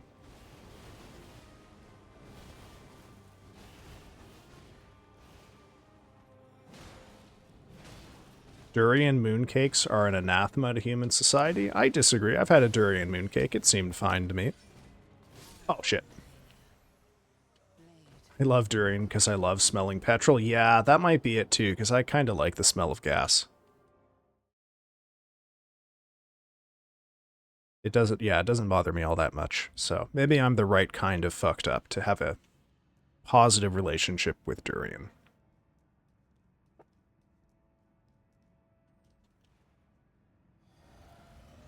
I don't know. I gotta do, I gotta really sit down and plan out like a bug tier list thing here where we just go through all of the things we want to know about bugs, like which ones give the best hugs, which ones are the best at making out with, which ones would make a good boy band, you know. That's content right there. We can put that on YouTube when we're done. Yeah, we do. We're fucked up and stupid. Sorry, Noir. Ah, fuck. Oh no. Holy shit, a miracle.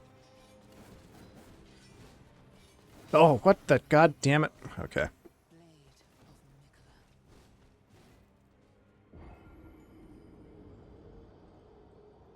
Other people who like the smell of gasoline. Yeah, all my life I can remember I've liked the smell of gasoline.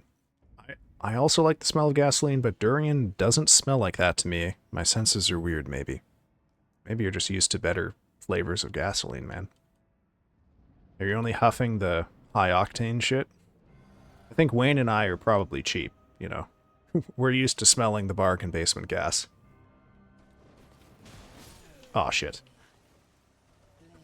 Y'all think this convo would kill a small Victorian child if they heard it?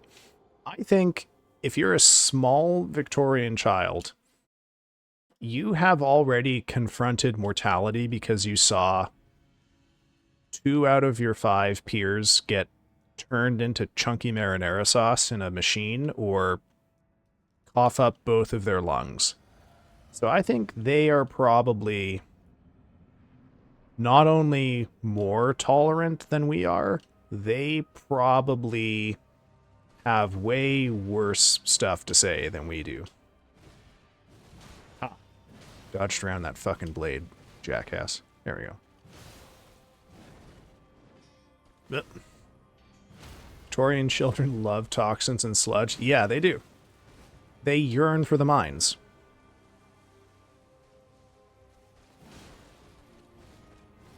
Tomatoes have juice. Oh, that... Oh, you're genius. Yeah, I think if you don't blend a tomato, if you just squeeze it, that has discharge, because the seeds are very mucousy, right? See, Orphea knows all about discharge. She's our expert. They boiled shoes into soup and slept with chamber pots in their rooms. They'll be fine. Yes, precisely. I think the thing about tomato juice is you have to purify the tomato juice from the tomato discharge. But if you just pick up a tomato and squeeze the ever-loving shit out of it, you're getting discharge, not juice. But if you pop that thing in a blender, then you're getting juice. Oh, fuck.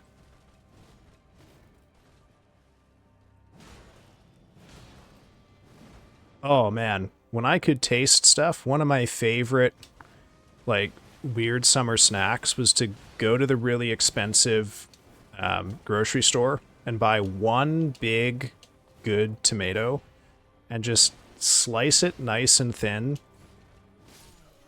Put maybe a little bit of olive oil on it if you've got the reasonably nice stuff. Sprinkle of salt.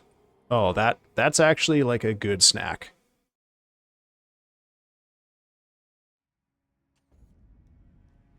Is discharge and mucus the same texture? Very similar. I think they're on a continuum. Discharge to me is not as thick as mucus.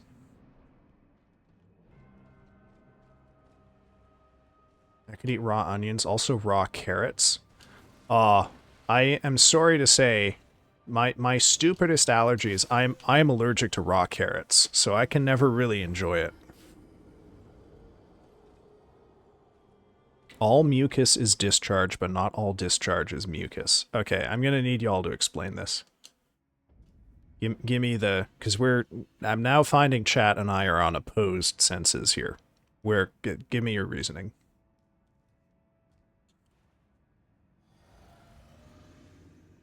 Actually, you know what? I don't even remember what answer I gave. I'm just reacting as if you're disagreeing with me. Mucus is a thicker discharge. Okay, oh fuck. I can buy that. Yeah, that works for me. Yeah, we're still talking about fruit, Penguin.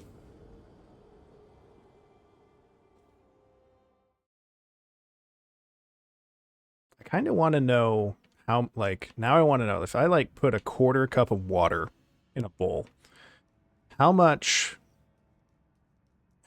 like, cornstarch to make it into discharge and how much cornstarch to make it into mucus?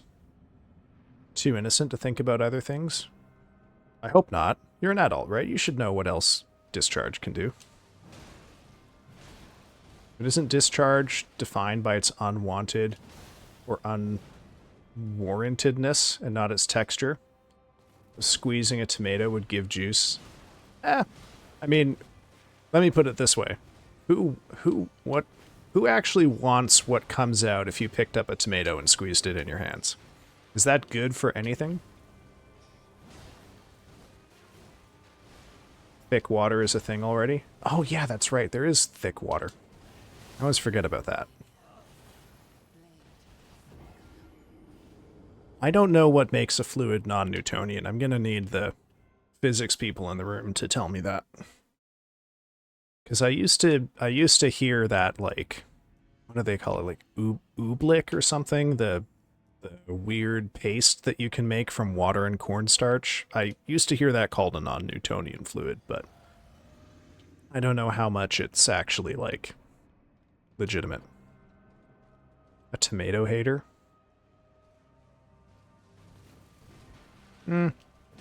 But if it's like, who just picks up a tomato and squeezes it? Like, you want to actually incorporate the residue of the flesh when you make, like, tomato broth or paste or whatever. So I would argue picking it up and squeezing it does give you an unwanted fluid, which in this taxonomy would make it discharge. Non-Newtonian means under no pressure or stress it's liquid, under impact or pressure it becomes hard because the arrangement of particles and their behavior. Alright, Penguin, well now you know. Tell me, is there such a thing as non-Newtonian discharge? Potatoes seem like they could create a discharge. Right.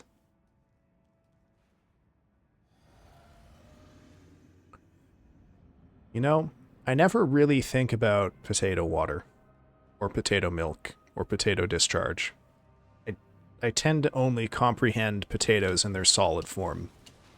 I've never really thought about it otherwise. Oh, shit. I guess there's potato soup.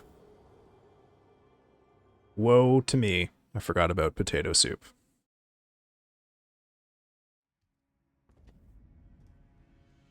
There's a potato soup. Oh, fuck.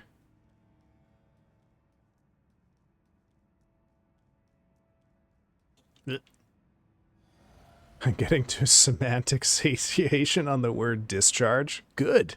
Good. We're here. We're here to satisfy you. To satiate your needs with discharge.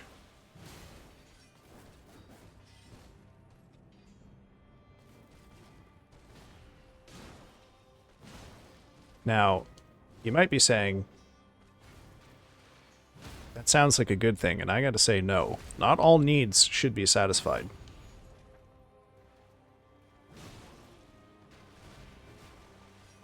No ashes tier, no ashes. Nope. Oh, fuck. I was reading chat and not paying attention. Welcome in, G-Man, 352 GM. Yep. Could someone in chat smash !RL1, please? We are doing no ashes, no spirits, no consumables, no magic, no buffs. Just me and a big ol' stick. Blood is discharge, but only if you don't want it out of your body. Correct? So if I go to a phlebotomist and I get blood removed purposefully from my body, that is not discharge, correct? Oh my god. Oh, the discharge is making me play worse. What about roasted marshmallows when we peel the skin off and leave the goopy interior? That's definitely got the right texture, but I am fascinated by this wrinkle that Magus has put into it, that it discharge is also defined by its unwantedness. Human discharge? Like spit? Or tears. Tears are a discharge, right? I believe that is a term that they use for crying, is it not? What am I talking about? I don't know what the fuck I'm talking about.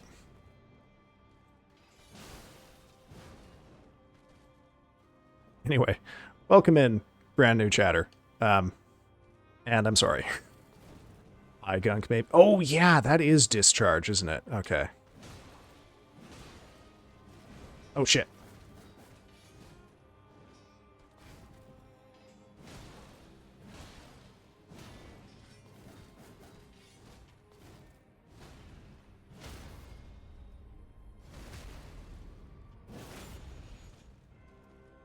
Oh, shit. Oh. Okay, got a little lucky there. Oh, shit. Oh, man. Thinking too much about discharge, and I'm not thinking about my spacing. Only if the tears are uninstigated, or what's the word I'm looking for? Unprompted.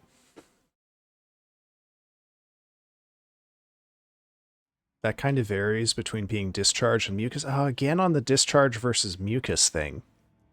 There's got to be some, like, you know, what is the dividing line? How will you recognize it? Is it like pornography where you can't, you know, define it, but you'll know it when you see it kind of thing?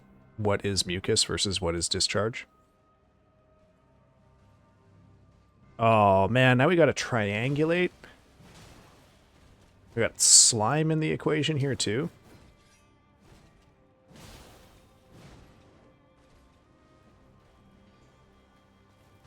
You see, to me, slime is like a category based on a similar set of properties. Like, I would not say that there's a dividing line between discharge and mucus on the one hand and, like, slime and discharge. I'd say they're both types of slime.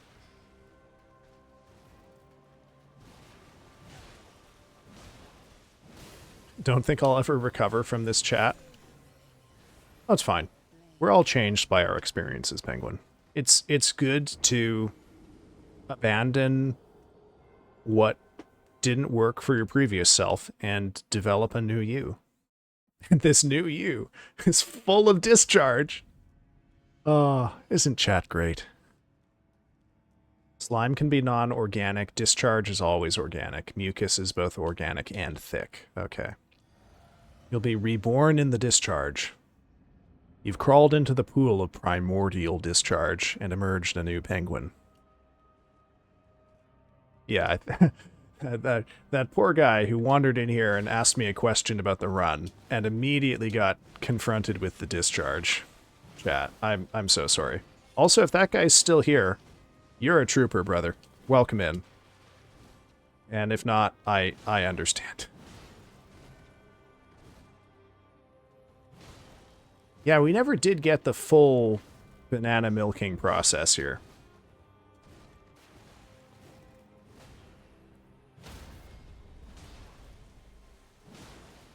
Welcome to Discharge-topia. Oh, God. Oh, what is that game that I've never played? Disagia? But Dischargia?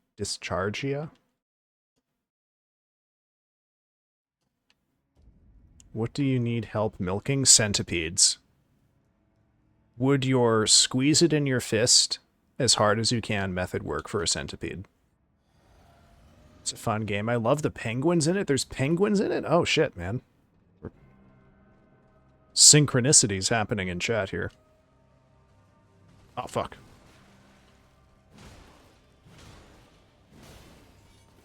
Oh, god damn it. How would you milk a god? Roll it up like... Oh, that's genius. Roll the centipede up like toothpaste. Gotcha.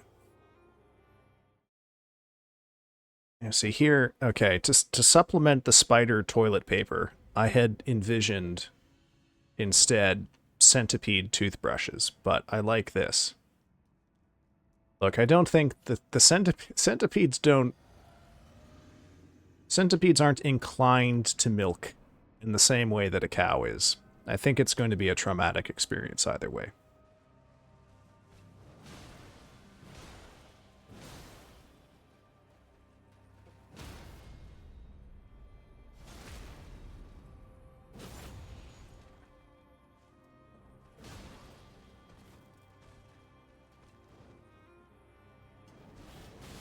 God damn it.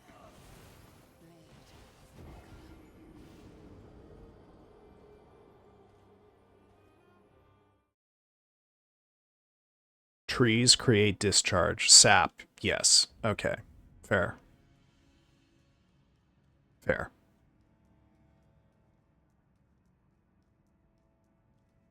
Honey is discharge. How do you think the first person to consume cow's milk got into that situation? I mean, I don't think it's a huge stretch, right? Humans drink milk, which is familiar to all humans, and probably by analogy assumed that the milk from the cow would be good since the cows also drink it.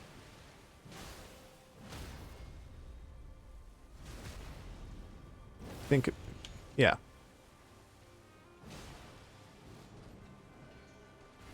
The texture of a milk udder seems really unpleasant. Hmm. Oh my god. I am truly... I do not know what exactly I have lost in my brain, because I was dodging this point blank like a third of the fucking time. And now I cannot do it at all. I'm going to have to really go scrutinize the old VOD and look at my positioning or the direction of my rolls, because this is driving me nuts.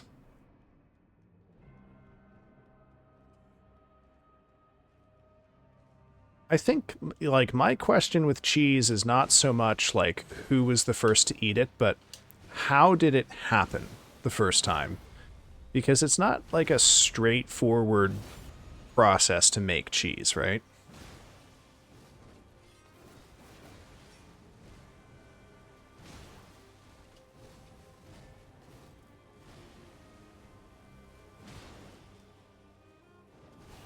Oh, there we go. Okay. Somehow got tagged by her, though. That sucks. Probably just trying to preserve milk. But how would they know that that method would work? That's the thing. I mean, was it strictly just the shot in the dark? Left some out in the sun forever until it coagulated and then ate it? Salt the meat, salt the milk. I mean, I guess my main limitation in thinking through this is I have no fucking idea how cheese is made. Because I've never really liked cheese, I'm sorry. If you put a bucket of milk and some salt out in the sun, and let's say, you know, you're in Italy in the summer, do you get cheese? Or do you get rotten milk?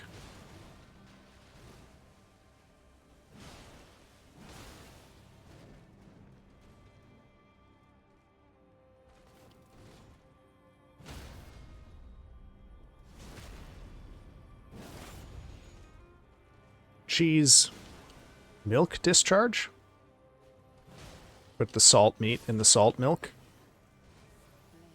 I feel like that isn't gonna work. The cheese fairy makes it so long as you leave... The cheese fairy makes it so long as you leave those things out on a windowsill.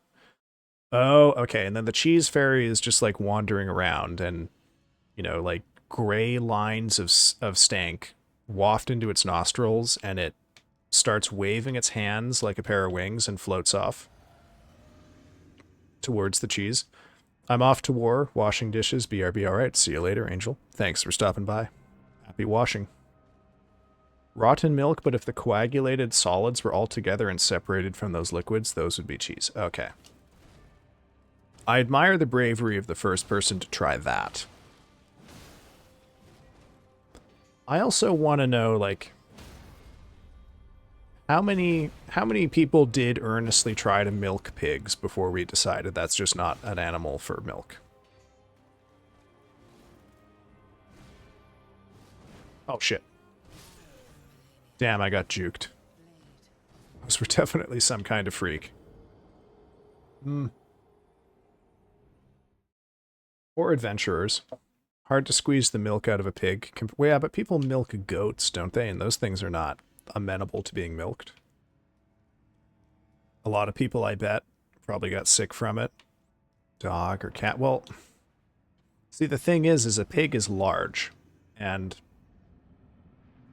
goats have udders? Oh, fuck, do they? Damn. Do camels have udders? Man, if only whales had udders. I mean, I know that, like, we know that whales' milk is like cottage cheese texture. They do? Okay, well. There we go, that solves the pig question. Have you seen a dairy goat? Oh, you know what? The thing is, Wayne, it never would have occurred to me there's special dairy goats, because I'm a goat idiot. I guess I'll Google dairy goat after stream and learn how stupid I am. I ate camel once. It was gross. What? Okay, tell us more. Tell us more about the gross meat you ate. If it has an udder, milk it. Okay. Noted. Bro hasn't even seen a dairy goat. Shake my head. Yeah. Okay, camel meat, bad. Camel jerky, good. What does the camel lose when jerked? How is it changing flavor-wise? It's very fatty and gamey. Well, come on, I'm sure it was a perfectly healthy weight for a camel. I wish I knew what the word gamey meant, because I have never really had meat that is described that way, so I have no stable point of reference. Jerking juices the meat, and you can't say I'm wrong. I thought jerking removed the juice from the meat. Or does that... I guess juicing... I don't know. To my mind... No, yeah, you're right. Removes the liquid from the meat is juicing it. Like juicing a lemon removes the juice from the lemon. Yeah. Okay. Gamey is like a barnyard. How would that taste? Gamey just kind of means like funky in a natural way, just like a natural funk. But what does funk mean? What the fuck is funk? You poor souls are having to describe colors to a person who's never seen in their life.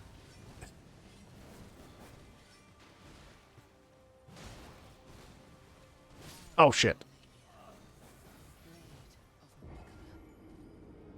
Would centipede milk taste gamey, then, I wonder?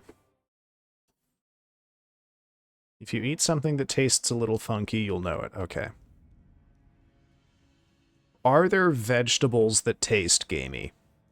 How can I experience this flavor without eating meat? I left for a minute and I came back to jerking. Well, in fairness, only Penguin is jerking meat. We're talking about flavor, and Penguin is off on his own jerking. I don't think there aren't any not safe for... Wait, what? That mean when I... oh, I missed the conversation. Haha, I don't think there aren't any NSFW rules here, but there is this, which I love. You are the mask you choose to wear. Act in a way that reflects well on yourself and embodies the values you hold dear. Yeah. I embody the values of centipede milking. Whatever you think is communicated about a person by the fact that they milk centipedes, I want that to be true about me. And I'm not afraid to say it. Oh, God.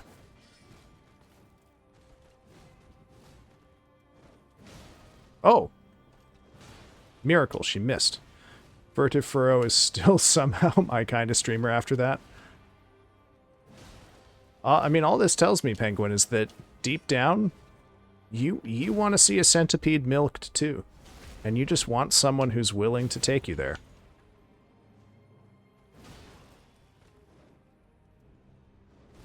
No, don't kill me. Fuck.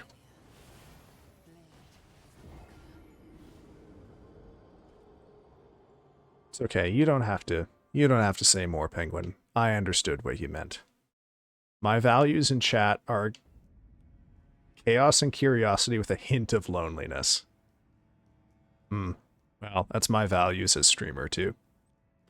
I think centipede milk would probably be gamey, judging as how they're predators. It's a reason we mostly eat animal products from herbivores. Oh, okay. Okay.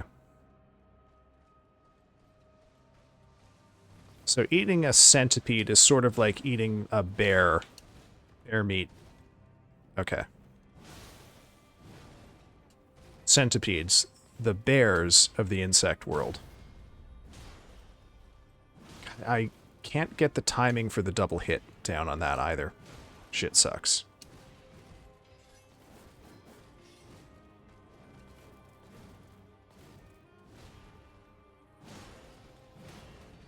Oh my god.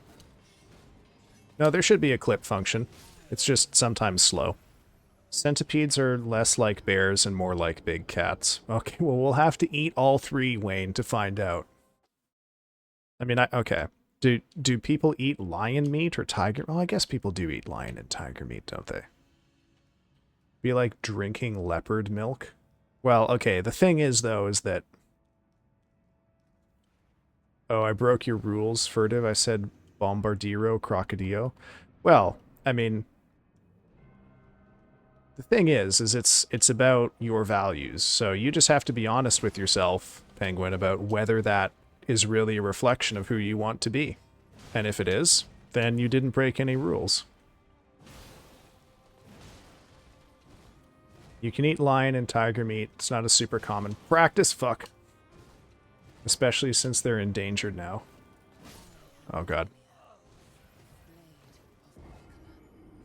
Now see, when I have to go back to the yogurt tube model of milking centipedes here. And so I kind of have to envision that the milk of the centipede is sort of more like the meat of the lion. Welcome in, Rio.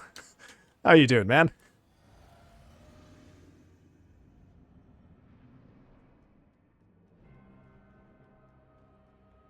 There's lion and tiger meat at the Beijing Food Fest I was at, but I didn't want to eat that. Yeah. Oh, I wouldn't eat that either, but then again, I don't eat any meat. It's a kind of a moot point and a bit of an asshole thing for me to say, isn't it? Oh well. Too late. I said it. I usually join to Milk Talk. Well, it's been a pretty milky couple of weeks, and the whole thing got eroticized courtesy of Abzu's comment about the dying hug of a spider. And shit is just going every time I think we've reached the end, something occurs to me to pull it even deeper.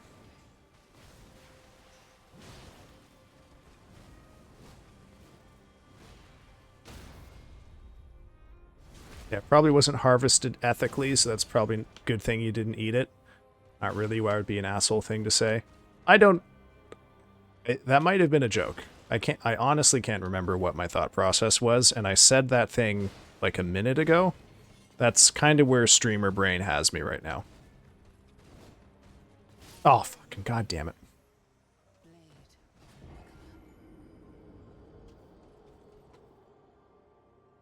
Yeah, I had eaten very few meats before I became a vegetarian. I had had your standard beef, pork.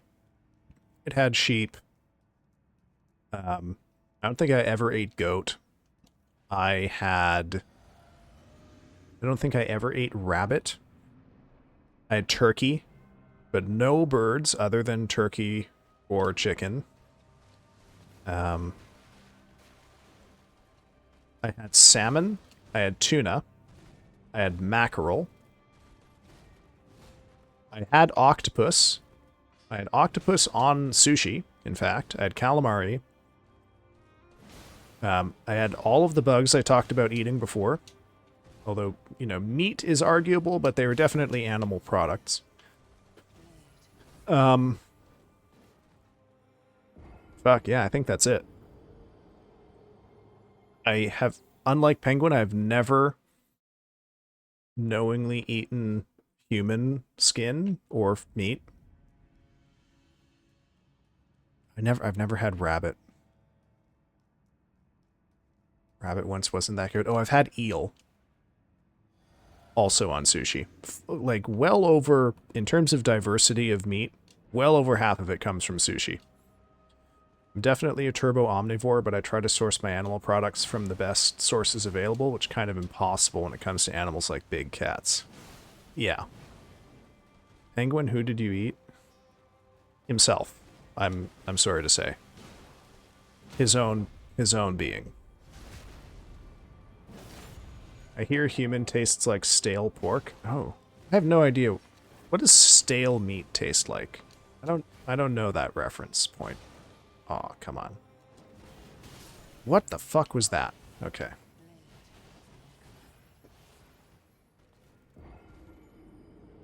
Okay, true. I've eaten my own skin before. Yeah. There you go. Whereas I haven't, that I recall. So, you know, difficult to say. Uh, I've got to be missing something. I've never had horse, knowingly. What are other meats that people eat semi-regularly? Fuck. I mean, I've never had bear, never had deer. There's got to be like a fish that I'm forgetting here. What's an obvious fish that people have eaten? Tuna, salmon, had both of those. Mackerel, had those. Oh, I have had scallops and oysters. Didn't like them, though. I've had lobster and shrimp.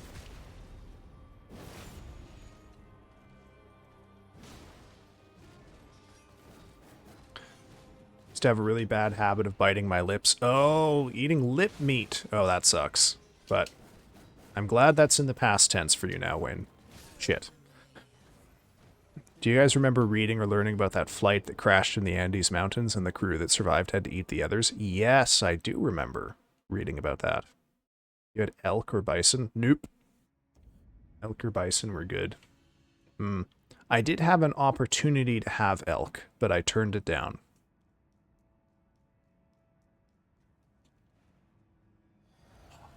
Oh my god. Okay, yes, now I remember.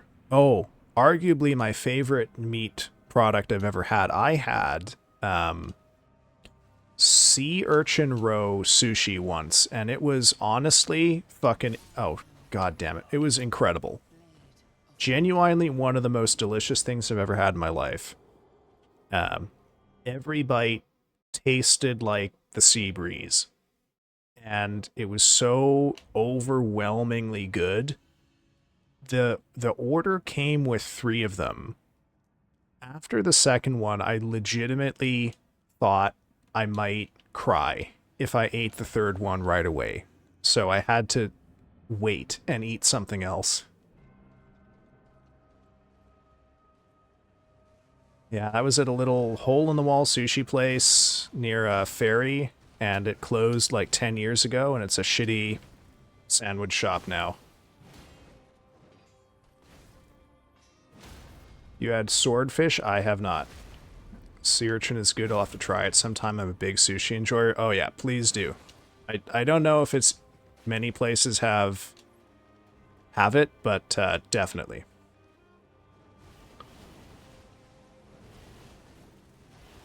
Shit. Fucking goddamn it. Don't usually fuck up the third blast there.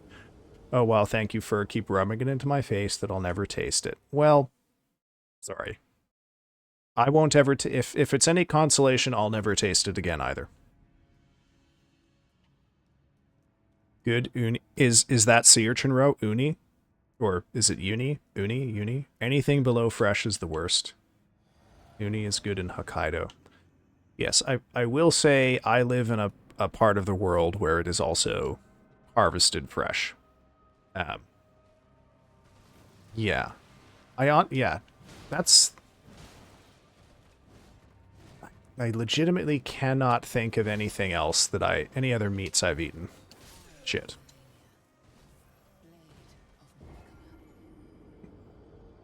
There's got to be something though. I mean, 2/3 of that was just on sushi. Oh, I keep meaning to ask, how is it that you can't taste anything? Long COVID. I got COVID twice inside of a month. Beginning of December 2023, and then again at the beginning of January 2024. And knocked my sense of smell and taste completely out of my life.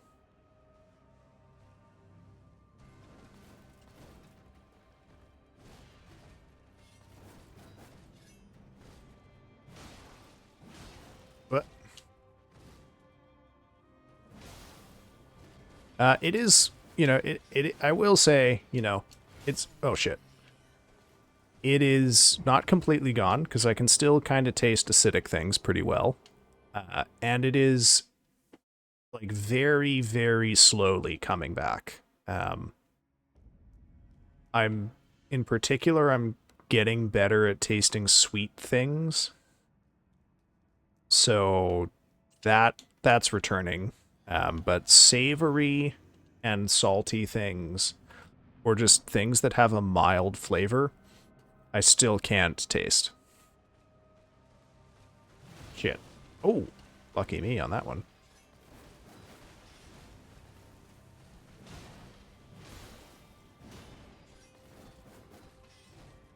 Oh, fuck. I'm lucky I never got the Rona, but I was also lucky in that I didn't have to leave my house for like 2 years. That would help. Yeah, unfortunately I did leave my house. The thing is in December 2023, I was masking everywhere I went. But I am pretty sure I got it from my roommate, who is a chef, and I don't believe she wears a mask at work, because it's really hard to wear a mask and be bent over hot stoves all day. I don't know, Fur, this might be a blessing in disguise. Oh yeah? Pray tell. Tell me more. I would like to hear this theory. Shit, I fucked up the timing on that again.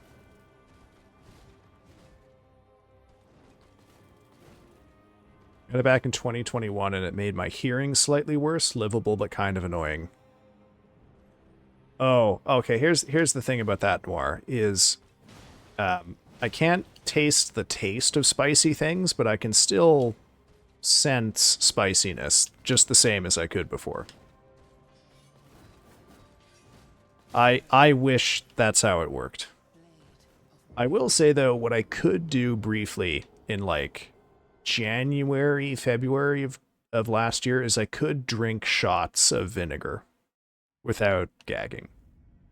Can't do that really anymore, and also it's probably not good to do. But for a time, that was a thing I could pull off. Shots of lemon juice, oh yeah.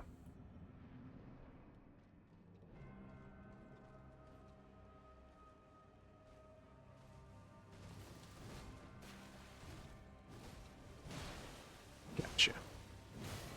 Yeah, capsaicin would denature proteins the same. Yeah, I kind of figured it probably does its thing on a pathway that's different from, like, taste.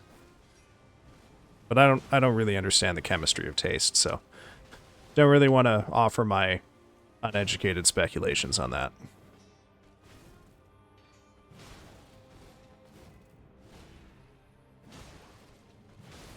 Ah, knocked you out of it.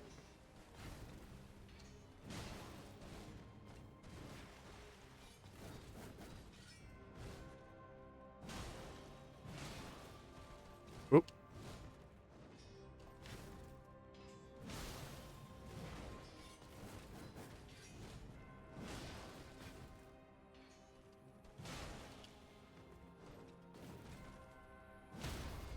Gotcha. All right, folks, we got, let's see here. Got a little over 10 minutes left in stream, so I'm going to put a couple of more attempts in here. We'll be back on Wednesday, but honestly, I might have a rogue stream tomorrow, too, because I want to get lots of practice in on this, because I really, really want this boss specifically to be done and settled before Night Rain releases, and that's 2 weeks this Wednesday. So I need to be able to comfortably transition the Monday, Wednesday content over to Night Rain and not worry about this.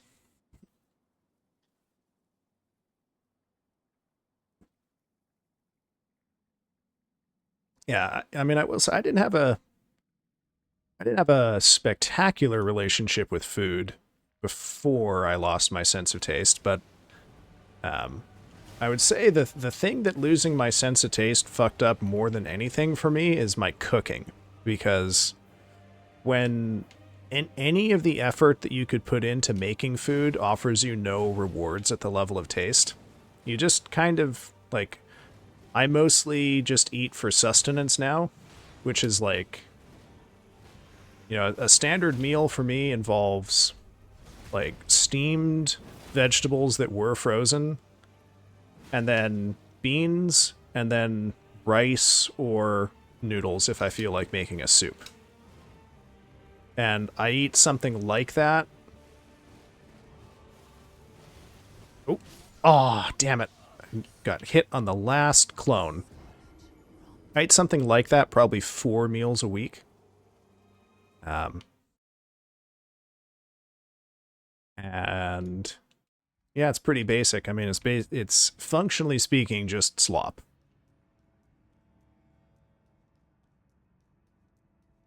Every now and then I will try something that's a little more, effortful. Like if tempeh is on sale at TNT, for example, I will pick up a block and try to stir fry it. But, most of the time there's just no reward, right? Why get the sauce made precisely so if you can't taste it?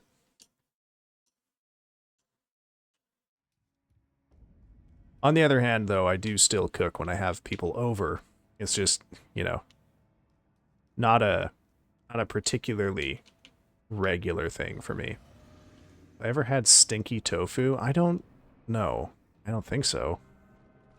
How would I know? I mean, it's stinky, I guess. Kind of answer to the question is self-evident.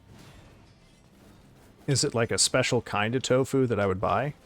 In that case, no. I don't think so. Wayne says, complicated for me. It brings me a lot of joy, but also a lot of shame related to my health and body. Because of my autism, there's very few foods I'm neutral on. I either love it or hate it.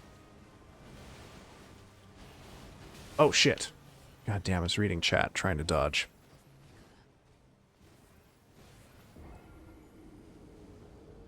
Stinky tofu. Oh, fuck. Hey, Penguin, if you're here and listening, could you post that link again to the thing you posted on Instagram? No, let me reframe. The Instagram link you posted in chat that everyone looked at and had a good time with. Thank you. It was the one that kicked off the half hour of discussion on all of the things I don't find funny for inexplicable, inhumane reasons.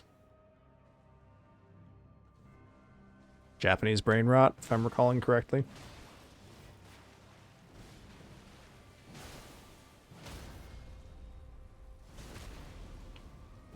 Penguin-san. Ugh.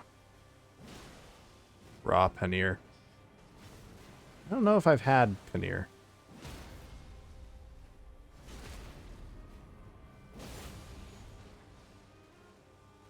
Like straight up blocks of it. Oh my god. I am still glad that I can taste mango lassies. That's one of my solid joys in life.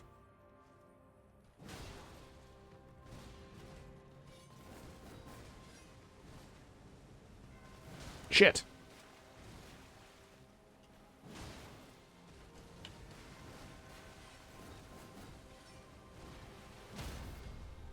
There we are. Okay.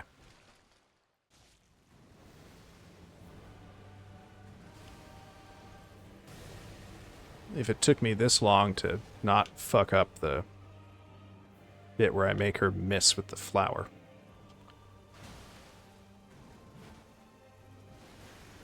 Oh, god damn it. God damn it.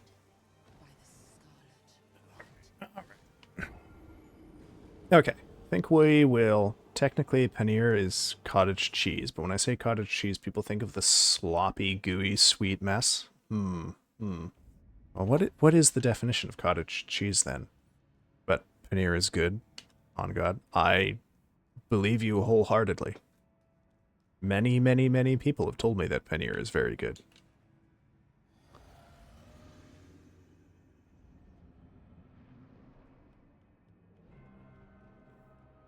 Cottage cheese is an ingredient in god milk. I feel like that's not the definition of cottage cheese I was looking for when I asked that, but fair enough. You caught me in a semantic trap, Penguin.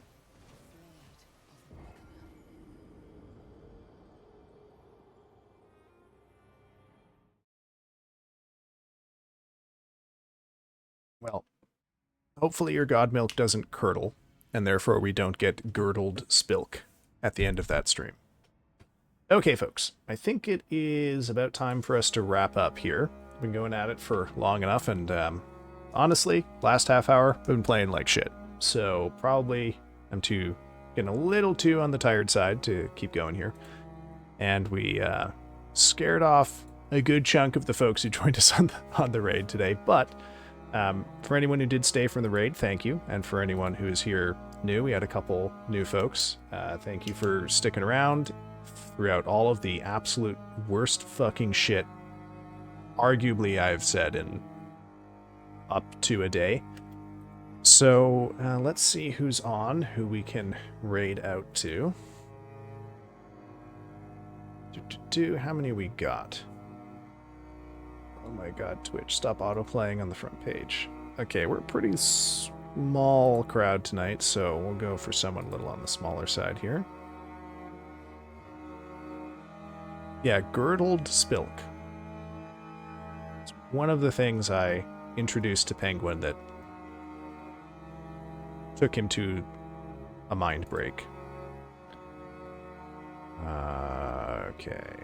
Who do I know? Who do I know?